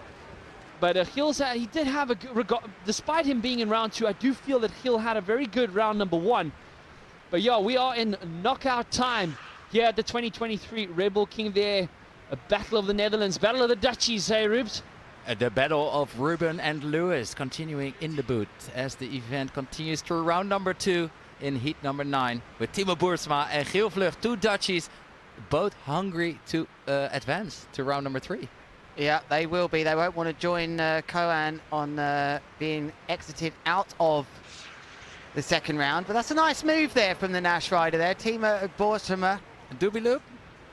Sorry, I just saw the landing. All right, there was 2 double front rolls with a mega loop, and here goes Giel Vlucht with a front roll contra loop board off and an edit rotation on the way down. Getting in clean, and yeah, I don't think the height is what the riders are looking for. These guys like a little bit more wind, and it looks like the wind is a little bit lulling, so lulling wind, like a lullaby. Yeah, I think the wind, we do have gusts of wind in kiteboarding, which is an increase of wind, and we also have lulls, and definitely the little glassy areas here indicating to me massive it's lull. Not super windy out here, but he finds a way to get up in the air. I don't think we're going to see more than sort of 5.5 for these moves right now, but Giel Vlucht will not want to be a further upset here. Timo Boersma, I guess would be fair to say, is the underdog in this heat, Ruben, but there's the sort of glassy surface which indicates it's not super windy on that surface right now, but Giel knows how to deal with that, Ruben. 100%, and what you're looking at is extreme big air kiteboarding, and the world record for the height is now set at 36.2 meters or 36.3 meters, and today the riders are jumping up until about 20 meters, I believe, and 100 to 150 meters far. Right, let's go down to an interview. It'll be a nice takeoff with Giel there as we see this last move landed from him. But we're going to speak to just a Baby Shark who's made his way all the way into round 3 with that great result just now. Jose Ferreira, you just won your round 2 heat. You are through to round 3. What are you feeling right now? Man, feeling, I had no words to describe how happy I am now. Because for me, just being king of the air was a dream. And now to, you know, go, I thought that I'm not gonna go straight to the round 2, but super happy, and I will continue the same. I have some tricks now that I will do in the round 3 that for sure is gonna be the judges incredible. But yeah, just happy to make the Brazil happy. You know, my family is so proud of me, and yeah, bora Brazil! Thank you, man. All the best there for round 3. Thank you, man. To the band, to the bone. That is a really great and stoked Jose Ferreira from Brazil. And yeah, great to see you. You can be proud of yourself too for making it this far in the Redbull King of the Year 2023. And here goes Timo Boersma stomping another trick on the board. There's an upset on the cards here, guys, because Vlucht isn't having the best heat of his life here. And I think Timo's having a good one so far. So 5.5 minutes of this one, as we're going to see this nice replay of Timo connect, goes straight up into a back roll mega loop, taking the board off with a board spin, and then going in multiple rotations. I think there were 3 in the end of back rolls. Lovely kite control and landing cleanly. So Giel is going to really not want to add to that list of names, big names out of this already. But you can see on your screens there, he's down by 4 points. That's quite a big chunk already, but he hasn't got his third move on the scoreboards. Ruben, do you think he's got what it takes to pull through this? I think he is a little bit upset that it's not blowing stronger so that he can pull out his signature double mega loops, which he's known for. He just changed kite sponsor, so he's getting familiar with his new gear, and yeah, I don't think double loops are in the cards for him right now. So let's see what else he's got for us. But yeah, he has to step it up to advance over Timo. I think he's on a 9 meter there, Ruben, and I wonder if we see one of our first pit stop changes. I wonder if he'll come back in for a 10 later. Let's see how he gets on with this move. It's a doobie with a board off, but comes out. I think he's going to be in for the 10. In trouble then is Giel Vloed, who just raises his hands to the skies as if to say, what is going on here? I can't be another one out in round 2. Meanwhile, this rider, Timo Boersma, currently probably happy he is in round 2. Yeah, it's hard to find your flow in the competition. It can be fairly frustrating, especially if the wind doesn't really work out or the kickers don't really line up for you in that heat. But yeah, this definitely upped his confidence, stomping this trick right there. Crucial, that one. Getting another score on the board for Giel Vloed. So let's see if he can improve his scores. That'll definitely drop away the 0 at the very bare minimum. But looks like the wind maybe just dropping a tad here on us at the moment, with but all of the scores below 5. But again, it's about the rider that can adapt best to the conditions, spot that kicker, heel. Good timing off the kicker there. Mega loop, late back roll, no board off, but 3 rotations with an added grab in the back there. Yeah, just to add to more of the variety score and just keep the scoreboard ticking as we have just over 3.5 minutes left in this heat. 900 degrees of rotation there. Didn't quite get round 3, 4, 2.5, but you can kind of say 3 rotations with that. So Vloed just trying to stay consistent here. It's finding a bit of power and wind here. Is Timo Boersma. That's big. It's front rolls with a mega loop and a board off. Nice and clean. That is a nice big move for him. That is going to kick out his 3.94, I think. And Giel has still got work to do. It's not clear here, guys, who's going to go through yet. 100%, and these are the boys throwing down, and you might wonder, are the women competing as well? Is there a queen of the air? Well, I must give a big shout out to all the ladies kiting around the world. They're definitely stepping it up, progressing. Jasmine, Zara, Anjali, who was formerly in the King of the Air already.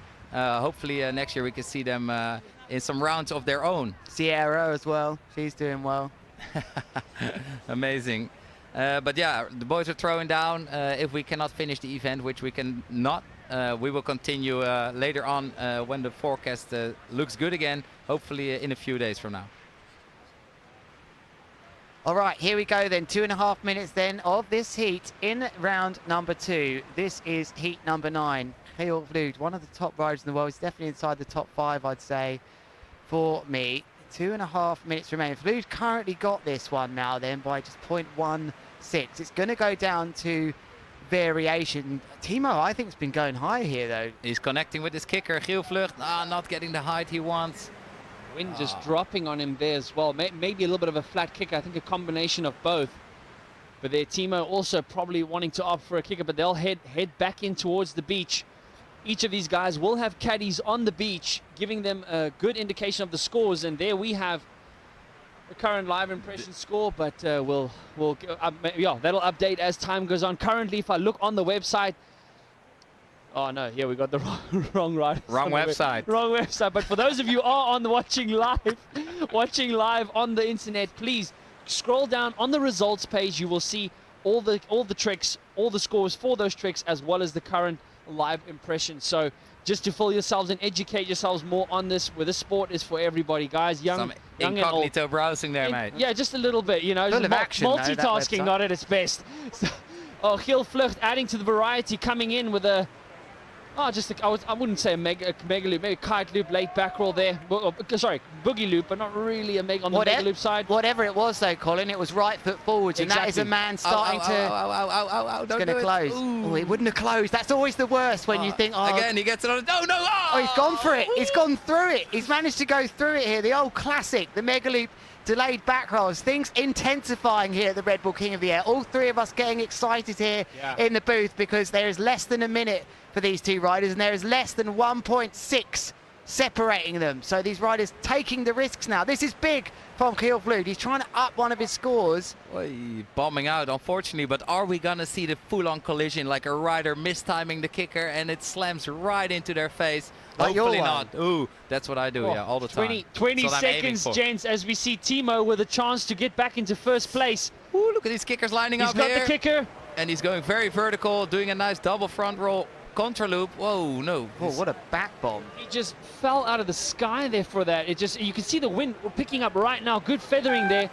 Oh, Giel Vloed on the buzzer. Oh, it's difficult to see if he landed land that it? behind the wave. I hope that wave's okay. No, it looks like he bombed. He bombed out there, and that was the end of this heat. We're halfway through round number 2, and here are some nice highlights from Timo Boersma. Ooh, really landing that clean. And then here we got Giel Vloed going in the doobie loop with a board off. I'm worried here for Hill because I can make a case for both of these riders here. I think for me, he had a bit more height. That was a standout move that from Timo. Timo to me had a bit more height, but perhaps Hill's kite was a bit more aggressive. So we're really going to have to, I think there's going to be less than a point that decide, well, obviously, I think less than half a point's going to decide this. This is going to be a close one, but can Hill scrape through this one? I think Giel is going to be more upset than Timo, so let's see who's going to get kicked out or, yeah. Why did they cover their face on that flag? What's the deal with that? Visual, great shot there. Timo was riding very, very well in that heat, and we're just waiting for the results to come through. And in the next heat, we got Ayrton Cozzolino on his surfboard, the only rider riding strapless. As you can see him sitting on the beach, ready to take on Stein Mull. And this will be in his favour. I do think he's good at all conditions, but the slightly lighter stuff, he can go massive still anyway. So I think we haven't seen the best of Ayrton, that's for sure, so far at this event. But the tension is unbearable, guys. The results are coming in. Giel Vloed has done it. He has done it by some margin, actually, in the end. It was quite a bit more for the variation, so perhaps there was some more technical side to that we didn't see, but Giel Vloed manages to get through. Unlucky Didn't see it, mate. It is less than a point than what you said. You know, it is still pretty tight. But look at that variation score, adding to that overall. These scores are out of 40, the total score that you see. Oh, but Giel Vloed survives another day. Timo Boersma managed to overcome round 2 last year, but will not be able to repeat the same thing this year. But what an effort from both of these guys, as the conditions proved a little bit challenging there, especially towards the latter half of that heat. But you can see the judges took their time with that score. It took a little bit longer. It's always better, actually, if the score comes out through a little bit later. But there we see the rescue crew. Great to see that they're not in use at the moment, or necessary to be out on the water. But, moving straight on. Heat number 10, gents, you've already introduced Ayrton, who has struggled a little bit with uncharacteristically dropping his board, not landing all of his maneuvers. So he's out against a rookie, Stino Mull from the Netherlands. So again, an unfortunate set of circumstances that one of these guys has got to go home. It'll be very interesting to see how Ayrton adapts also with these, just lighter conditions. Stino, very talented. He's had a very successful year on the Big Air Tour so far. He looks a bit like George Russell there. Yeah, I was going to say, this is a bit UFC style. The riders taking on each other with their best tricks. So let's see who comes out on top. We got some very skilled riders here in this heat as well. Halfway through round number 2. Heat number 10 here with Ayrton Cozzolino taking it to the skies on his surfboard. And just, landing it clean. What a take. What an unbelievable landing. I mean, that was a nightmare landing with the twin tip and straps. And he just stuck that down. But Mino, that's Timo, just lost his edge on the takeoff there, did Stein. Timo, Stino? Stein or Stino? It's Stino or Stein. Stein if you say that Dutch one. Doesn't help. Stein is the actual name. Stino is more the nickname. but Steino. Steino. Give it a bit of both. It's the accent, Lewis. I've told you that last year. It's the accent, my man. But Ayrton Cozzolino, obviously in first place with a board off jump, I would say. So building up his speed and looking for that kicker, and he's got a very nice takeoff technique, a little bit downwind using that ramp. Unfortunately, not getting the height he needed there to land this clean. But falling out of the sky pretty much there, Ruben. Just saw his lines just go slack there after the landing. But look at these big kickers rolling in here, making it difficult for these guys to keep their speed and momentum. But Stino clearing the horizon there, taking the board off. Whoa, cool, that's a nice bit of control there. He Very really nice. got an extra yank out of the kite there, as he would have just sheeted out the kite for control. It then picked up a bit more lift, sending him into a rotation, which he goes for. That was great control from Steino. Yeah, I would like to see a replay on that if we have. It was very well controlled by Stino. That will put him in the lead, I expect, for sure. But the beautiful sunset now coming down on the horizon of the west. There goes Ayrton again, holding up the board against the wind and then grabbing onto it with his hand, and unfortunately bombing out after this kite loop board off back roll. And yeah, if you're just tuning in, I'm here, Ruben Lenton, together with Lewis Crathern and Colin Heckroot from the commentary booth at the Redbull King of the Air 2023. You are looking at extreme big air kite surfing, the best athletes in the world throwing down the best moves they possibly can. It's all about putting 3 big scores on the board and then having a great overall impression score to make up your final heat score. Stino Mull currently finding himself in first place as Ayrton struggling to get clean landings. But just to give you an idea of how impressive the kickers are this year in how many landings we've not been able to see. I don't think we've ever had that up here at Kite Beach before with these size kickers. So the riders will be loving that. As you see Stino, nice comfortable landing there on a mega loop, late back roll with the board off. Yeah, that was nice. Very Colin. nice. Considering the conditions, very nice. Yeah, that's really good riding from him. It isn't super windy. We think this is around 25 knots out there right now. And you mentioned something brilliant, Colin, a second ago, as we look at the like a board spin from Ayrton, and a nice clean landing for him. That's such a technically difficult move. But with this sort of lighter wind, I mean, it's 25 knots, in between the big sets, you do run out of energy. Every time you go over one set and you find another and another, you've got to accelerate again to the next wave, and it could just suck it out of you jumping over these waves, Ruben. 100%. And if you could pull a replay from Ayrton, I just wanted to explain how he holds his board to his feet by pressing the board against the wind, and then he was even spinning it. So if you can pull that up after the shot, that will be amazing. I bet there's lots of surfers that might be tuned into this as well, and I can tell you right now that these riders, these strapless riders in kiting, are absolutely brilliant surfers as well. In fact, most of them have started their careers as surfers in the places that they are from. Cape Verde is where he's from, Ayrton, and they absolutely can handle themselves with the top, surfers in the world too, which is how they've been able to adapt so well. Yeah, from participating in wave riding events, and the reason the drone is that skew is because of the wind speed. It really has to lean into the wind to give us this amazing view here right behind Ayrton Cozzolino as he takes off from this. Oh no, just didn't form, did it, that wave there? So he's just chose to abort that. So he's down here at the moment, 13.0 to 5, but he hasn't got his moves just on there. But here is a move earlier, Ruben, you wanted to talk about. Yes, exactly. Here's a replay from Ayrton as he hangs onto that board with one hand, controlling the kite with one hand, and he just has to put the board underneath his feet just before the landing. And he did that perfectly. What a skill. Very great shot. I think it's just showing the control. I love how he lifts his elbow up. Lifting his elbow up just to make sure that the kite doesn't steer too much to the right-hand side. So great kite control there with one hand. Always a big piece of advice that I can give to beginners. Get your kite control nice and comfortable before you actually get onto the water. It just makes it so much easier to learn the sport. A lot of times riders give up learning because they're frustrated at having to learn on the board, negotiate some waves, and still get comfortable with kite steering. So here we see Stino coming inside. Mega loop, or kite loop, late back roll, board off. Nice there, right foot forward, coming in towards the beach. That'll definitely add to his variety score.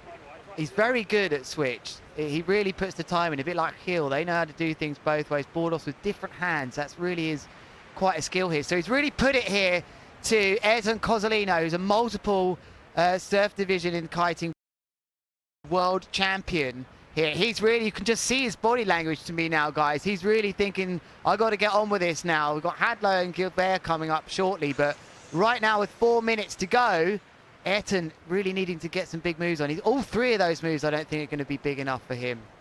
Lewis, as a local here, I can't stress to you how important timing is here now at the moment. As beneficial as what these kickers are, you can see some of the guys are struggling with when do I hit it, but in this instance it looks like Stino, no, he didn't have power. Didn't have power, just stalled. So timing on these kickers and knowing where to be at the right time is vital here. So I hope these guys get to learn quickly, because we have seen oftentimes it's the riders who adjust the quickest.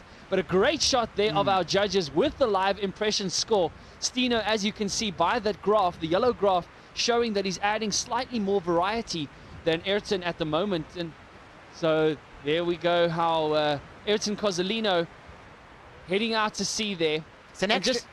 Sorry, Lewis. It's an extra 10 points. So we have to drill that home to you at home. An extra possible 10 points. This impression score after the 3 tricks have been put in, but that's a nice move from Ayrton. But you can see the scores on the screen right now. They're low. They're not huge ones. It's out of 30 for the 3 scores, and then they will get 1 score out of 10 for the impression. I can tell you the chat in that judges booth right now will be about wind strength. That's why I think we were shown that. Ruben, how do you feel about the wind strength? I mean, like I said before, we always love the stronger the wind, the bigger the moves. But today, I mean, we're blessed in the 5th day of our 2.5 week waiting period to get underway with the first rounds of the Red Bull King of the Air 2023 already. As Stijn Mul is taking it to the skies with a quadruple front roll with a mega loop. And Ayrton got a mega loop late back roll of his own. And again, on the way. Oh, landing it as if he was surfing it. How ironic. So excellent stuff there from Ayrton, knowing he's in a combo situation now. He needs a 7.15. Very difficult to get 7.15s at the moment, so he has to try and drop away 2 scores, unless there's a special gust of wind that comes through that allows him to get that 7. But Greg Taser there, one of our judges, very experienced judges, keeping a very close eye on the action in front of him. But Ayrton, again, back-to-back. Yeah, one of those scores is a 0, so maybe he can put another one on here. Oh, they will give him scores for that, considering he's on a surfboard. Will they give us a replay of that? I just wanted to check if he did a rewind and went back on that, because that looked very technical. He's still in this. He's still in this, guys, right to the end. 1 minute, 40 seconds. But for me, Stijn has managed to find the hang time. I was a bit worried about wind speed in this halfway through this heat, I've got to be honest. But every now and then I see a nice big high move from these riders, showing that the gusts are still there. Because if the wind does drop down... So here's a replay. Yep. The board spin. Oh, this was from the previous one. No, it was the landing. It's debatable whether that landing, I think maybe losing a point or 2, but Stino launching to the skies here with a nice board off front roll contra loop. Oh, I'm really impressed with the variety that he's adding in here, just taking it to Ayrton. He's come right foot forward as well, let's not forget, with really big moves. But this needed to be landed there from Ayrton, who takes a bit of a tomahawk. With a cockroach on the way down. That was a bit of a cane for Ayrton. He's absolutely nailed this heat, it has to be fair, Stino. And that maybe he's just didn't... Unfortunately for Ayrton, he came up a guy that's just landed everything here, and it hasn't just fallen into place for Ayrton. Yeah, Stino has really been up in his skills over the past couple of years, really been focused on nailing the best tricks possible. And you can see in the whitewash there on the left-hand side, you can see Ayrton's board floating away on the waves. So now he will have to body drag all the way in, and with only 24 seconds left on the clock. Right foot. We will have to wait for the overall impression score to come into play to make up the final score, to see who will advance. Are we going to see a right foot forwards from Stijn or not? Or is he feeling, can he get a move in 10 seconds here? I think he's going to unhook Lewis. You think? Yeah. 6 seconds left. Yeah, he could just seal the deal. He could just seal the deal. He's been very calm about the timing. It's almost on the buzzer, but he just didn't feel... I think he actually heard the buzzer there and then decided to opt out of it. No point in wasting time or risking injury by performing a trick that's done after the hooter. If you do launch your jump just before the hooter blows, the judges will consider it. And I think, and we've seen some exciting, tricks done on the buzzer. And I mean, again, just referencing Liam Whaley's and Phil Flick's heat from last year, but a solid performance there, gents, from Stino, considering the conditions. Yeah, that was really good for me. Like, against a difficult competitor, it's always tricky to compete against Ayrton, because you just know he's got that extra overall impression score, I think. I mean, just to be on a surfboard, it really does, it can get to you. It can get to you. And here was some of those moves. Some of the nice ones I think he landed earlier on Ayrton, but it wasn't just a complete performance in the end from him. But it's so technical. And also here, Stino looking very comfortable, very confident. He has been putting in the hours. He's got the tricks. And it looks like he can get his head, he can keep his head cool in this competition. But what a trickery here from Ayrton Cozzolino. Ayrton, we know he's got the moves in the bag to score big at this event. In his first event here, he was one of the first to get over the 8-point range. When he entered the first time here at the King of the Air, everybody was a bit skeptical with a strapless rider, but he has shown that he has all the rights to belong here. But unfortunately today, he will not make it further than round number 2. And as expected there, a very low, that's a good example with Ayrton there, gents. One of the lowest variety scores I think we've seen today, 3.96. The You judges, missed Lewis's one. yeah, yes, yeah, I think the debate continues. But Stino Mühl from the Netherlands will find himself safely into round number 3, having taken out the very talented and strapless rider Ayrton Cozzolino. So a massive shout out to him for being here and putting on a show for us. Struggling, especially in round 1, uncharacteristically losing his board on several occasions, and once in this heat as well. And I do believe that Bacek didn't work in his favor. Yeah, tough luck from Ayrton, but I don't believe that will be the last one we see at this event in the future. But well done to Steiner, who will go into heat number 14. He'll go into the quarterfinals up against Edgar Ulrich. That's a chance to get to the last 4 that heat. But now we go into heat number 11 to the multiple Red Bull King of the Air winner and 5-time former world champion Aaron Hadlow from the United Kingdom. He will be up against teammate Arthur Gilbert, who is absolutely ripping in both the freestyle world at the moment and big air. He is from France. It will be fun to see a freestyle heat between these two. Yes, let's tell the judges to change the scoring and say, let's throw some handle passes between these two. I'm going to throw this out there, guys. I think Aaron's going to do the Mega Loop KGB here. I think he's going to see that maybe from Archer and think, hold on a minute, I put this one on the board, and I think that's going to bring something out of him. Look at these flat sections in the waves, right foot forwards. I wouldn't be surprised if we saw an attempt of that from Aaron as well. And there you can hear in the background the buzzer for the start of heat number 11 with Aaron Hadlow and Arthur Gilbert. Both phenomenal riders, have got an insane bag of tricks. Just the technicality they can get in is just amazing, which they will be able to show to the 4,000 spectators here on the beach. And I just wanted to give a massive shout out to all of you who are tuned into the live stream here of the Red Bull King of the Air 2023. And you're here with me, Ruben Lenton, Lewis Crathern, and Colin Heckroot.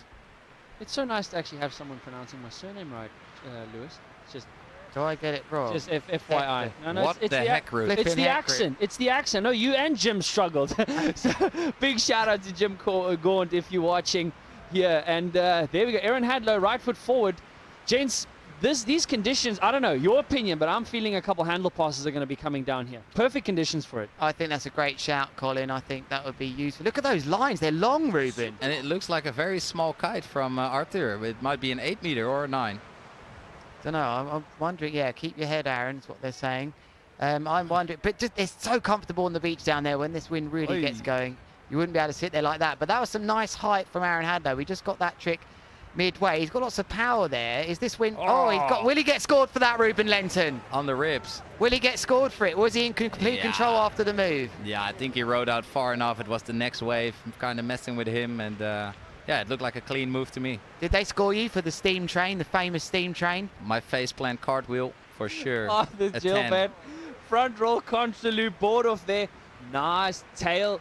Oh, tail grab on the way back there. That was excellent. So Arthur Gilbert, they're coming towards the inside. Two freestyle powerhouses here against each other. I love this matchup for a big air event. Both of them, you know, taking the big air world by storm as well, but not quite, you know, taking it to the rookies. So fascinating combination that we have here between these two riders. And it's just fantastic to see that after the rotations, after the loop, and after the board off, they even squeeze in a little grab just before the landing for some extra stees and control points. I think we're going to get a replay perhaps of what Aaron did earlier on, but if I had to guess, I think it would be a boogie loop board off. That's what I think. But here's Arthur. But, gents, I'm impressed with these kickers that are rolling in. The swell has definitely picked up. And you can see these patches in between you. I think the rider's just trying to find the combination of the ultimate kicker and the ultimate gust of wind. At the spot kite beach, it's very common that you don't always have the exact amount of wind close to the beach or further away from the beach. And riders being able to capitalize on both, where the wind is at its strongest and the gusts are at their best. As we see a nice replay here. Oh, from Aaron, extending his feet on that boogie loop board off. I think it's his go-to, that, for a heat opener, so it's nice to just see that move that just was a good start for him, because he's in a great position. Now, this is what I wanted to see. I wonder if we're going to hold on to the landing. Spinning the bar. He's done. The move is done. After this, he wiped out on the second wave. Yeah. I think it's done. As long as the judges look away now, it's fine. I do believe they will. I mean, with that kicker that came in, I would expect it to be a clean landing. I don't know. Look at those scores. 3.96. You think he didn't get more than that for that move? Who knows? Oh, Aaron there flying through the air there. Don't crash, don't crash. No, he's not going to crash. Never, Lewis. How could you doubt him like that? Well, he did a minute ago, 5 seconds after, but who knows? There's no bias here. Both want these riders no pushing, from France, only pulling. From France and the United Kingdom to do well. So here is the replay. Back roll, board off, board spin. Contra loop. Sends it round the back there into another rotation. And this is a big move if he takes this. It's going to be a big landing. I'd have liked to have seen that landing a bit longer. But again, as I've said before, beggars can't be choosers. Yeah, there's 3 scores on the board for Aaron Hadlow right now, so he's in the lead. And he's jumping to the inside, doing a contra loop, front row board off with it. Whoa, no. Whoa! What a... Skipping the surface there and losing his board, but thankfully won't have too far to body drag back to his board. Body dragging, there's one for beginners, learning how to body drag before you get back on. See, even pros are using body dragging, lads. It's back. It's definitely back after the years of body drag, boots where we didn't need to. I wonder if he just goes to get a new board there, you know. Is he liking this kicker with shaping up? No, he's not having enough speed. Mugged it off. So lots of these riders have boards all over the beach, especially downwind. If they decide that they can't get back to one, they don't spend ages. Aaron is actually going back upwind to that. But Arthur Gilbert hasn't really got this together right now. And to remind you, he's come first recently in Brazil in the freestyle discipline, one of the best in the world at freestyle as well. But so is Aaron. There is that cat on the beach maybe with the... No. With a second board. I bet this is backup board that was being walked about, though. He's just got to find his board, Aaron Hadlow. But out to sea now. All eyes are on Arthur. Can he connect here? He can. It's a contra loop. I think it was a board spin. Yeah. That was really nice, delaying the board spin there so that the spin actually occurs during the apex of the loop. Again, something that our head judge, Chris Bull, strongly emphasized. So Arthur really making the most of the conditions there to just display the control and timing in that loop, but with the board off. He wasn't getting that high. No, and, height wasn't that bad. But considering the conditions, not bad. But that's definitely what the judges are looking for. They're looking for your 3 biggest scores in terms of height and extremity. So that is Aaron Hadlow here. Contra loop, board spin, I think, on the inside. Very good balance there. He really did look like he was out of shape on the way down there. Good core strength. Aaron Hadlow stepping things up with some good variety here now. He's in the driving seat for me in this heat so far. He's landed more tricks than Arthur, and he's looking good. I know he's had that crash he's just come back from. I think we might see a handle pass from him soon, but still 350 left in this heat, guys. And look at the kickers rolling in here into the bay here in Cape Town.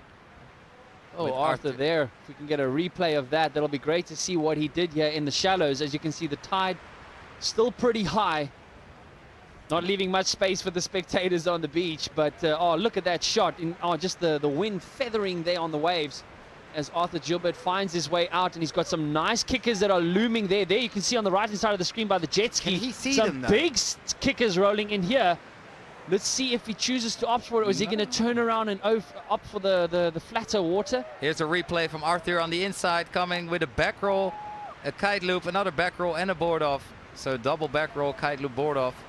So guys, these big waves coming in, the reason I think we aren't seeing the riders take these waves right now is I don't think they've got enough power to actually use these big waves. It takes a bit of energy off you. I think they rather prefer these midsection waves, which are almost semi-broken, you know, like this one. They don't want the big ones. Aaron Hadlow is working the conditions like a real pro now. He spent over 20 years of his life out here in multiple seasons, and he's almost got one hand on the quarter-final here. This is great riding from Aaron Hadlow. 2.5 minutes left. But Arthur Gilbert's scores have come in now. It's getting close. It's going to go to variation. He'll be asking, do I have to do the handle pass now? Don't tell me I have to get the Mega Loop KGB out. I think that's what it's going to come down to between these boys, these freestyle legends. They're going to have to unhook, take all the power onto their arms, and go for that daring handle pass.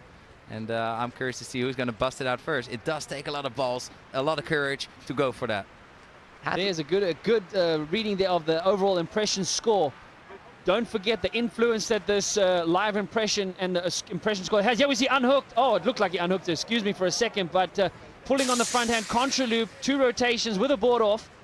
Arthur Gilbert, 2 times now these guys have traded positions in this heat with just under 2 minutes left. I think that was smart riding, Colin. The caddies there have just said, look, you've got a 4.18 on your score. Oh, there he Upgrade goes. that first. Oh, no. Oh, that was interesting. Hadlow with the right foot working his score as well. I imagine that was some sort of back roll contra loop combination because they always look weird, right? And straight in the air again. And landing blind. What was that? Oh, that was a blind what landing. Was that? Smash the replay button. Break the replay button. Replay button. Simmer down, Lewis. Simmer. All South African viewers, by the way, would recognize these buttons. You know, these lights became quite popular at the Rugby World Cup. They're traffic lights. The Rugby World Cup, our coaches actually use lights like this to indicate to the guys what decisions need to be made. So this is quite ironic for me as a South African. But here we see Arthur Gilbert coming in. I'm waiting for that unhook moment. I don't think we're going to see it just yet. I mean, it was smart riding from both of these to think it wasn't the time, because that unhooked move really is all or nothing. Yeah. So here is Hadlow with a back roll, double back roll, mega loop board off. Was that an upgrade, perhaps, of one of his earlier on tricks? I think it was higher. Nice trick count there. Yeah. This was it. This was it. That was the one to blind. It was outrageous from Aaron Hadlow. We didn't get the start of it live, but that is why Aaron Hadlow has 1 foot at the door in round 3 at the moment in a heat with Lorenzo Casati. But who knows? There's 30 seconds left. Are we seeing the GOAT go into GOAT mode? Well, another first there at the King of the Air. The first time ever we've seen a big air maneuver landed 2 blind. So it's just exciting over the last 2 years to see the amount of firsts that have injected themselves into this event. Super exciting. Aaron Hadlow not seeing much of a kicker, but no, but wasn't he's coming in. Sorry, wasn't it Liam Whaley introducing? Oh no way! Oh, what's he going for? Oh, we saw that in his entry video. His entry video, he did have that. It looked like he wanted to go for it. Yeah, a replay on that. Oh, we're driving the media team crazy here with the replays we want. Well, they just rewinded it straight up. That would be sick. Yeah, so this was a move which involved nearly all disciplines of kiteboard that Aaron has invented again. I mean, how many times have we said that? That really got him back into the mix here in the entry videos. But Aaron Hadlow... Look at this. There it is. Board off, contra loop. Oh, look at the strength needed to unhook. He wanted to go for the handle pass there. He just introduced a new trick with the kite loop board off into a handle pass. So that will be very phenomenal if he pulls that off in this event. He just didn't get the swing there, guys, did he? He just didn't feel it. But that was a brilliant heat here. Aaron Hadlow started off very well. But Arthur got into the mix here. This nice back roll contra loop with the board spin as well was a really nice score for him. But Aaron Hadlow took it back to him. Had good height, I think, Aaron here. He clearly got yanked by the kite in that maneuver. I think Aaron's going to take this, guys. He knows exactly how these conditions work. He's been coming here for many, many years, and yeah, these conditions are very, very challenging to read. The waves crumble, they break, they come into sets of 3, sometimes 4, and yeah, you just have to time everything perfectly. Aaron Hadlow and Arthur Gilbert on the beach then, and there is the crowd, the 4,000 strong crowd here, just enjoying the action. They've got the phones out there because they are probably looking at the scores. Will it be Aaron Hadlow or Arthur Gilbert? This France is tense, gents. or This is very UK? tense. 2 freestyle powerhouses. He's looking for the result. Somewhere. Aaron Hadlow! Woo! Oh, yeah, Your man Lewis lives to see another day. Look at that overall impression score there of a 5.86 from Aaron Hadlow. Oh, Lewis is stoked here. Look, excellent. That was a really good performance from Aaron Hadlow. The 2 of them trading positions throughout that heat here at the end of heat number 11.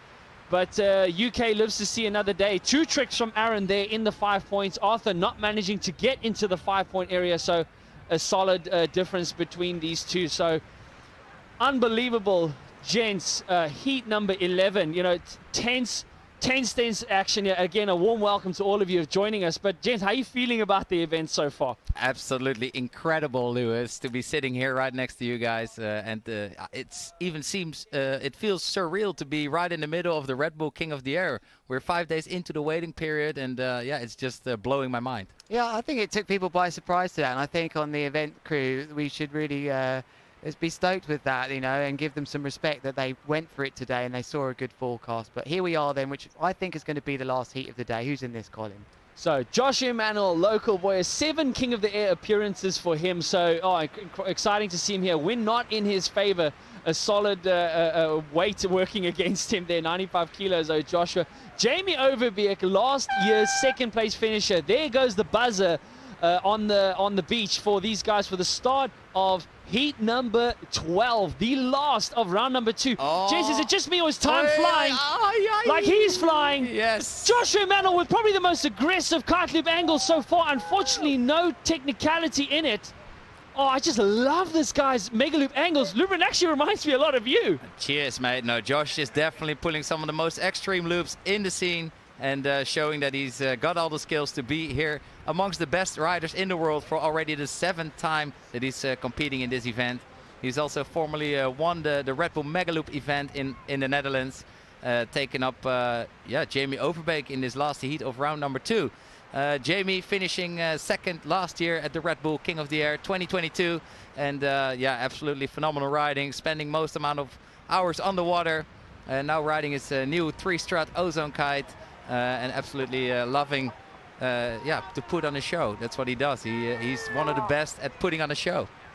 No, having an incredible year on the Big Air circuit as well. Solid performance from him, and the youngest person ever to get up to the podium last year. He was the youngest rider. This year is the 2nd youngest. But a quick replay here of Josh. Look at that. Look at how low his kite was. Free falling. Upside down. Free falling. Nice. Yeah, start singing. If the action makes you sing, if the food makes you sing, you know it's quality, you know it's good. I'm just going to hope someone else there around the world was singing with me. And I know that was a bit false. Excuse the tone there. Jamie Overbeek launching into a nice inverted front roll with another rotation. Contra loop. Ruben, this was a good example. Last year we also saw the guys just trying to throw in too many rotations and affecting their landing. Yeah, it's all about momentum, and once you're in those rotations, it's hard to stop. And Josh is not getting his board on properly. Luckily for him, he's not too far away from his board, so he can recover quickly and continue taking on Jamie Overbeek with all his technicality. Jamie Overbeek is jumping some of the highest.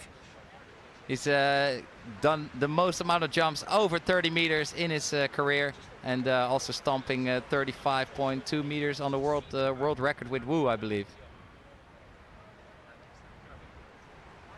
Oh man, blow for blow here, 4.94.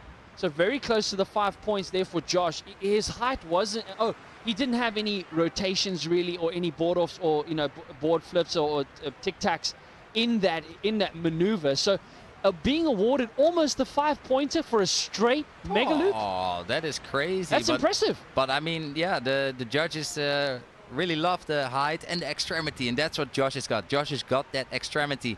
He is putting the power in that kite. He's putting the kite low, getting it above his kite, causing him to free fall mid-trick. And that's just extreme, because if the kite doesn't catch you, you're going to get the wind knocked out of you. And that's the last we need. So epic performance by Joshua Emanuel.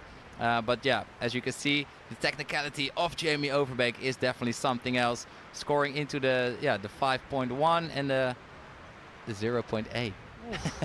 Josh, nice low aggressive. I don't think is he going to get that board back on his feet? Yep. Wow, what an angle there. A board off mega loop for probably the heaviest guy in the fleet. Let's get a replay. Replay on that. That unreal, because Jamie Overbeek had just moved into first place. This is the last heat of round number 2.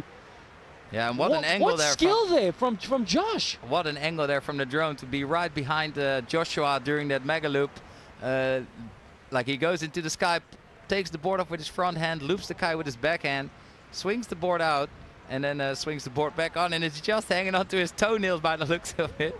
Woo, Don't nice. trim your toenails in this sport. You're going to need them. So, well, and look at that. Look at that, Ruben. 5.2. They have now traded places again. This is just chop and change here between these two riders. Neither of them wants to go home, and it is, of course, such a shame that one of them will have to. But this is what it's all about. Unfortunately, that is the nature of competition. Jamie Overbeek now in your screen in the yellow vest, heading out towards the iconic Robben Island. He's got some of the most phenomenal tricks in the sport here. Jamie Overbeek flying high through the sky with a tornado.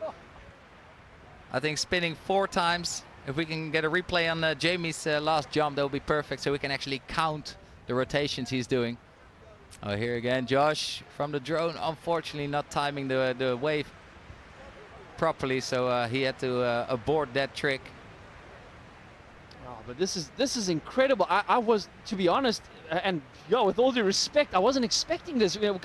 Based on the conditions, Joshua has struggled with the lighter wind conditions because of his just body mass. He is a huge guy. But he has shown that local knowledge and experience at timing off the kickers, low aggressive kite angle. I'm very impressed with his performance considering the conditions here. 100%, and that's what we love. Extremity. You can get as technical as you want, but it's never going to beat extremity. Oh, man, what a shot there with the iconic Table Mountain in the background as the sun Jamie is almost Overbeek. setting here. Yeah, we're getting a bit late here. We're just going past 6:30 local time, but a quick replay here of Jamie. 1, 2, 3, 4, 5 rotations for Jamie Overbeek with a board off and a kite loop.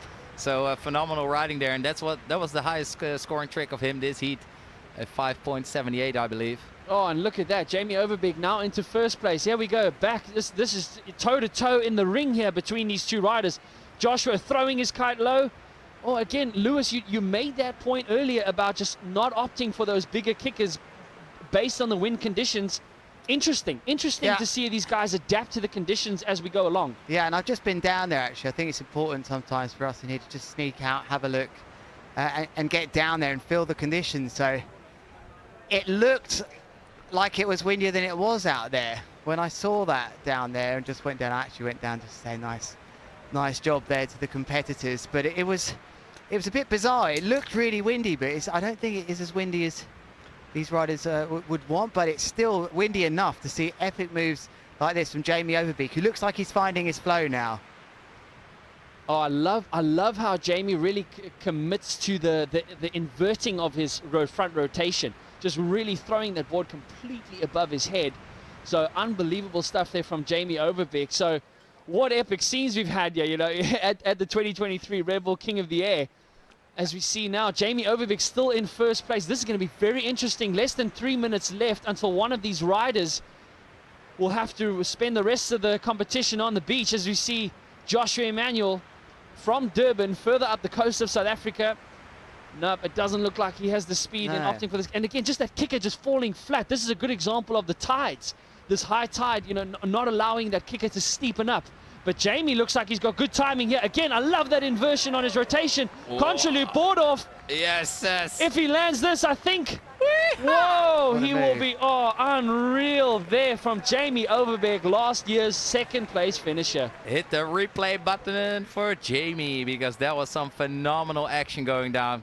Absolutely taking it to the skies, like Joshua Emmanuel hitting this kicker. Oh, unfortunately the kicker was not steep enough, so he kind of flew over it. Wasn't able to put the pressure against the kite to jump high enough to perform his trick.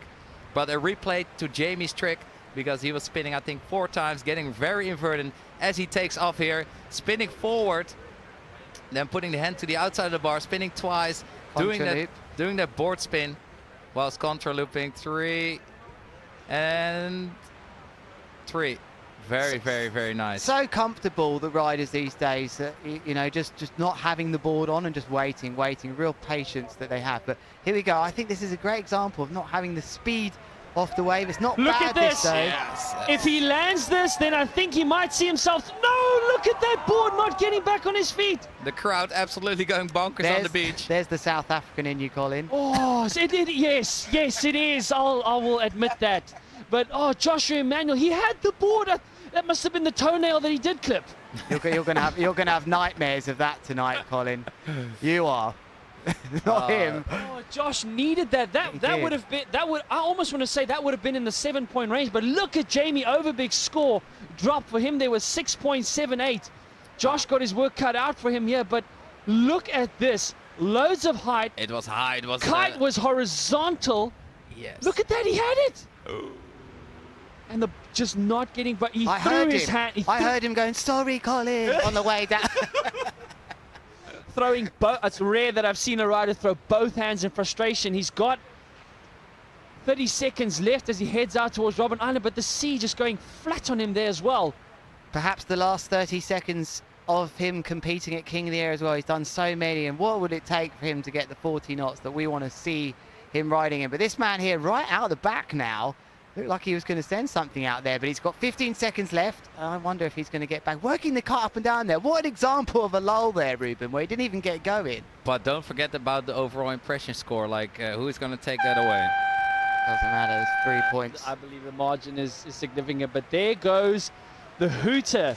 The end of round number 2. We have seen our first 6 riders eliminated from this competition. We are now down to 12 riders, but what an epic display of big air kiteboarding as we just bring you some replays now from heat number 12. Jens, talk us through these replays. What a heat!